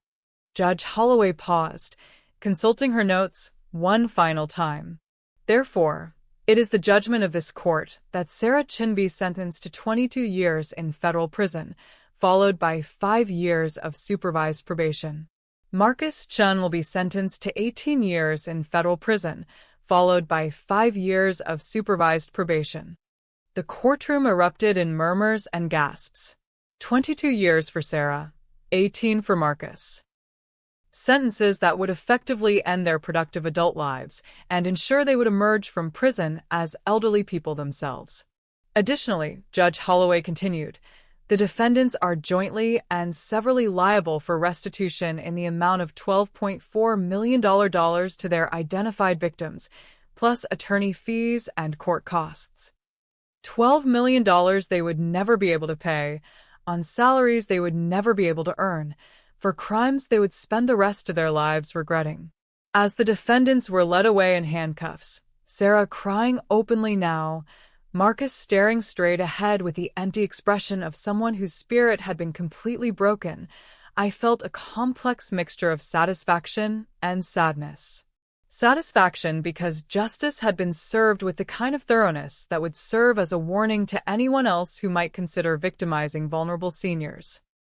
Sadness because the daughter I had raised, the little girl who had once trusted me to protect her from the world's cruelties, had become someone who needed to be protected from herself.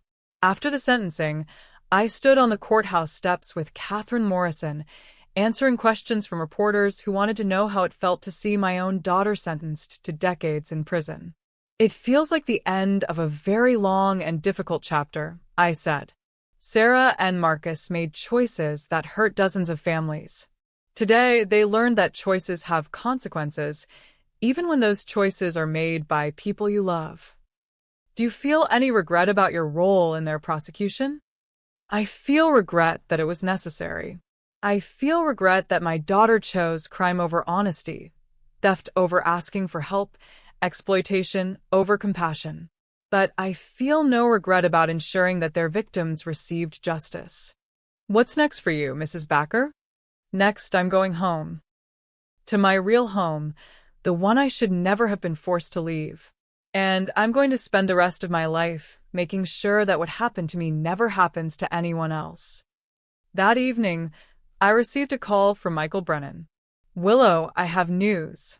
The asset forfeiture proceedings are complete, and all the seized properties are being returned to their rightful owners, including my house, especially your house. You can move back in whenever you're ready." "What about the other victims?" "Everyone who can be identified is getting their stolen assets returned. The people who died before we could resolve their cases, their estates will receive the restitution. It's not perfect justice, but it's as close as the legal system can provide." I hung up and walked to my small window, looking out at the city lights that had become familiar during my months of exile.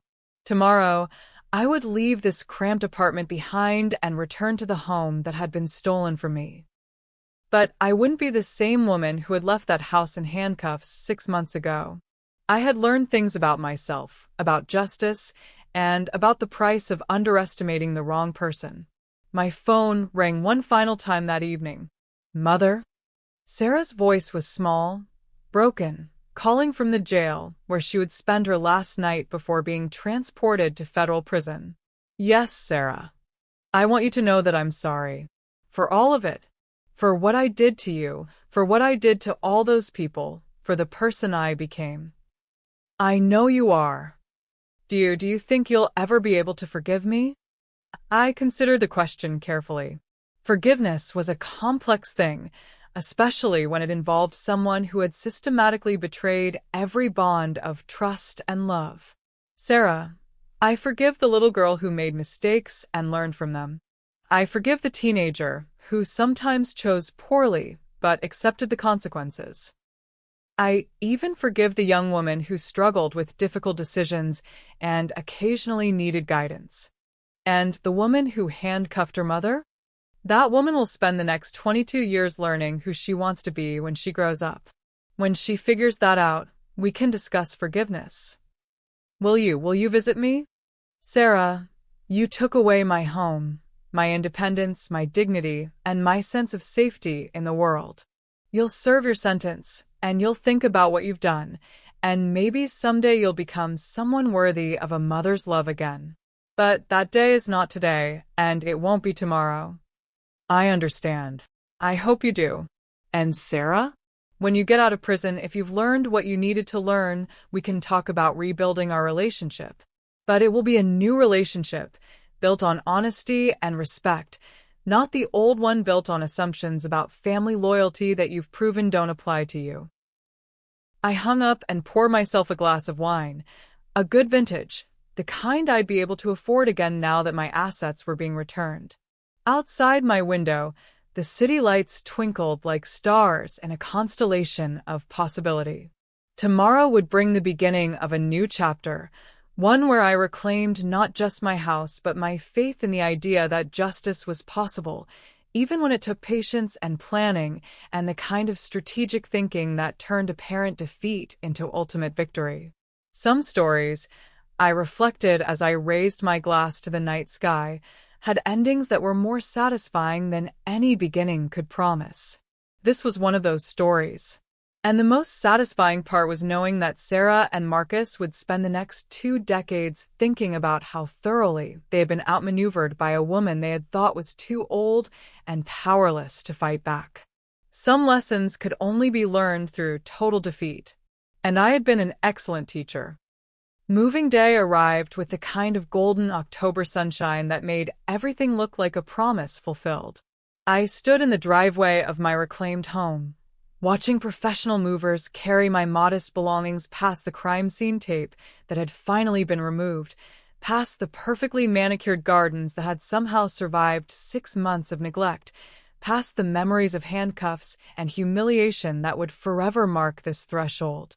But I wasn't the same woman who had been forced to leave this house in defeat. The woman returning was harder, wiser, and infinitely more dangerous to anyone who might mistake her grace for weakness. Mrs. Backer? The moving supervisor approached with a clipboard and the kind of respectful deference that came from knowing he was working for someone who had become moderately famous for destroying her own daughter's criminal career. Where would you like us to put the new furniture? I smiled at the phrase new furniture. While my legal assets had been frozen during the investigation, Michael Brennan had arranged for me to receive advance payments from the civil lawsuit settlements. The money that Sarah and Marcus had stolen from other victims was being used to purchase the luxuries they had cost me. It was poetic justice at its finest. The master bedroom suite goes upstairs, the new living room furniture in the front parlor, and the dining room set where you'd expect it to go, I told him. And please be careful with the crystal. It's Waterford, and it's irreplaceable. Because if I was reclaiming my throne, I was going to do it with style. Over the next week, I transformed my recovered house into something that exceeded even its former glory. Professional designers, working with an unlimited budget provided by civil settlement money, created interiors that whispered wealth and power in every detail. The new security system included cameras, motion sensors, and direct connections to both the police department and a private security firm. Never again would anyone approach my front door with malicious intent without being observed and recorded. The new safe room, hidden behind a bookshelf in my study, contained copies of every document related to my legal victory, along with enough cash and supplies to survive any future attempts at harassment or intimidation. And the new office, equipped with multiple computers and communication systems, would serve as the headquarters for my new mission in life, ensuring that no other elderly person would ever experience what Sarah and Marcus had done to me. Willow, Michael called me on Friday afternoon. I have some final numbers on the settlement distributions. Please tell me they're substantial. 43 victims are receiving full restitution, totaling $12.4 million. Your personal settlement, including damages for emotional distress and loss of dignity, comes to $3.2 million. $3 million more than I'd had before Sarah and Marcus had stolen from me. Their crime had actually increased my wealth while destroying their own lives, an outcome so perfectly ironic that I had to admire the universe's sense of poetic justice.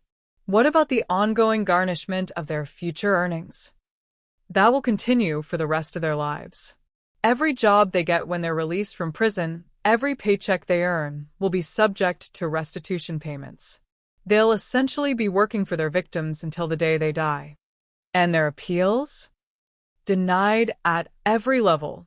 The convictions are final, the sentences are being served, and there's no legal mechanism for reducing their obligations to their victims. I hung up and walked through my beautiful home, admiring the way afternoon sunlight streamed through windows that I would never again fear losing. Every room had been restored to perfection, but more than that, every room had been improved beyond what it had been before my temporary exile. That evening, I did something I hadn't done in 6 months. I invited people over. Not a party, exactly, but an informal gathering of the friends and allies who had supported me through the darkest period of my life. Margaret Thornton, who had used her social connections to spread awareness of elder abuse issues. Judge Patricia Holloway, who had ensured that justice was served with appropriate severity. Detective Rachel Martinez, whose investigation had exposed the full scope of Sarah and Marcus's crimes. And Diana Foster, whose journalistic coverage had turned my personal tragedy into a public crusade for justice. Willow, Diana said as we stood on my restored patio, sipping champagne that cost more per bottle than most people spent on groceries in a month. I have to ask, was this outcome what you were planning from the beginning? What do you mean? I mean, did you always know that your patient, methodical response would be more devastating than any immediate retaliation could have been? I considered the question while watching the sunset paint my garden in shades of gold and crimson. The roses were blooming again, their fragrance carrying on the evening breeze like a promise of renewal. Diana, when Sarah handcuffed me in my own driveway, I had a choice. I could have screamed, fought, demanded immediate justice through whatever channels were available to me. Or I could have smiled, accepted what was happening, and used their assumption of victory against them. So you chose the long game. I chose to teach them a lesson they would never forget. That actions have consequences, that some people fight back, and that underestimating the wrong woman is always a fatal mistake. And now they're in federal prison, facing decades of incarceration and a lifetime of financial servitude to their victims. I'm in my beautiful home, financially secure beyond my previous dreams, and surrounded by friends who respect my intelligence rather than dismissing me as a helpless elderly woman.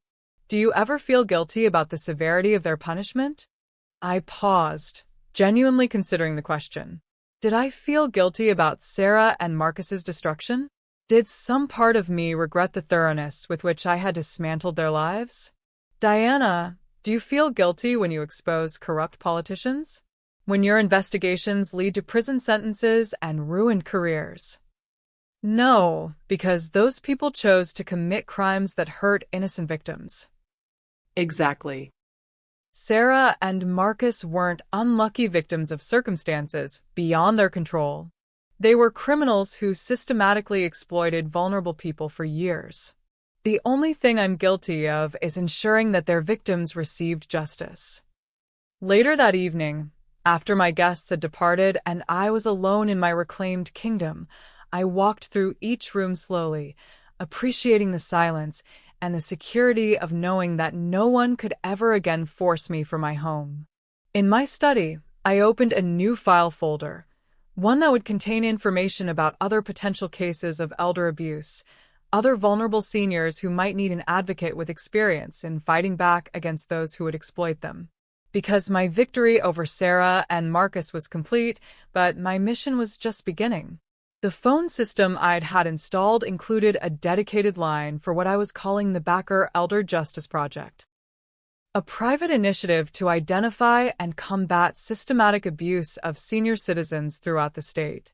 I already had my first case, an 82-year-old retired teacher whose nephew had convinced her to sign over power of attorney and was systematically liquidating her assets for his own benefit. Some people, I'd learned, never stopped making the same mistakes. They saw elderly people as easy targets, vulnerable victims who could be exploited without consequences. They had no idea that some elderly people had connections, resources, and the kind of patient intelligence that could turn any attack into the attacker's ultimate destruction. My phone rang at exactly 9 p.m., a call I'd been expecting. Mrs. Backer? This is Correctional Officer Williams at the Federal Correctional Institution. I'm calling because inmate Sarah Chun has requested to speak with you. I see. And what did you tell her? That she would need to follow proper procedures for approved contact lists. But she was quite insistent that I call you personally. Officer Williams, please inform Ms. Chun that she was removed from my approved contact list the day she was sentenced. If she wishes to communicate with me, She can do so through her attorney or through written correspondence that I am free to ignore. Yes, ma'am. Should I expect any changes to that policy in the future? You should expect that policy to remain in effect for the duration of her incarceration. Sarah Chun is no longer my daughter. She's just another convicted felon who will serve her time and face the consequences of her choices. Understood, Mom. I hung up and poured myself a final glass of wine, then walked to my bedroom windows, which offered a view of the neighborhood where I'd lived for 20 years. The houses were lit with warm, welcoming light, their windows glowing like eyes watching over a community where families gathered for dinner, children played in safe yards, and elderly residents could live with dignity and security. It was exactly the kind of community that people like Sarah and Marcus threatened with their exploitation and abuse. And it was exactly the kind of community that needed people like me to ensure that predators faced appropriate consequences. I raised my glass to the window, toasting not just my own victory, but the promise I was making to every other potential victim in the state. To justice, I said aloud, my voice carrying clearly through the silence of my beautiful home. And to the certainty that some people always fight back. Outside, the neighborhood settled into peaceful evening routines, unaware that their most formidable protector was standing at her bedroom window, planning her next campaign in the war against those who would exploit the vulnerable. Sarah and Marcus had taught me that I was stronger than I'd ever imagined, more patient than I'd ever needed to be, and more dangerous than anyone had ever suspected. Now I was going to use those lessons to ensure that their story became a cautionary tale that echoed through every conversation about elder abuse, every discussion of family loyalty, and every assumption about what happened when criminals chose the wrong victim. Some women accepted defeat gracefully. Others turned defeat into the foundation for victories that their enemies could never have imagined. I had chosen to be the second kind of woman. And tomorrow, I would begin teaching that lesson to the next person foolish enough to underestimate the power of a woman who had learned exactly what she was capable of when properly motivated. The queen had returned to her throne, and her reign would be legendary. Beautiful souls, I am sobbing. Willow didn't just get her life back, she got a better life. Can you believe this incredible journey from victim to victor? From handcuffs in her driveway to champagne in her mansion, from powerless elderly woman to the most feared advocate for justice in the state. If this story gave you every emotion possible and left you feeling like justice really can prevail, then you need to subscribe to her true stories right now.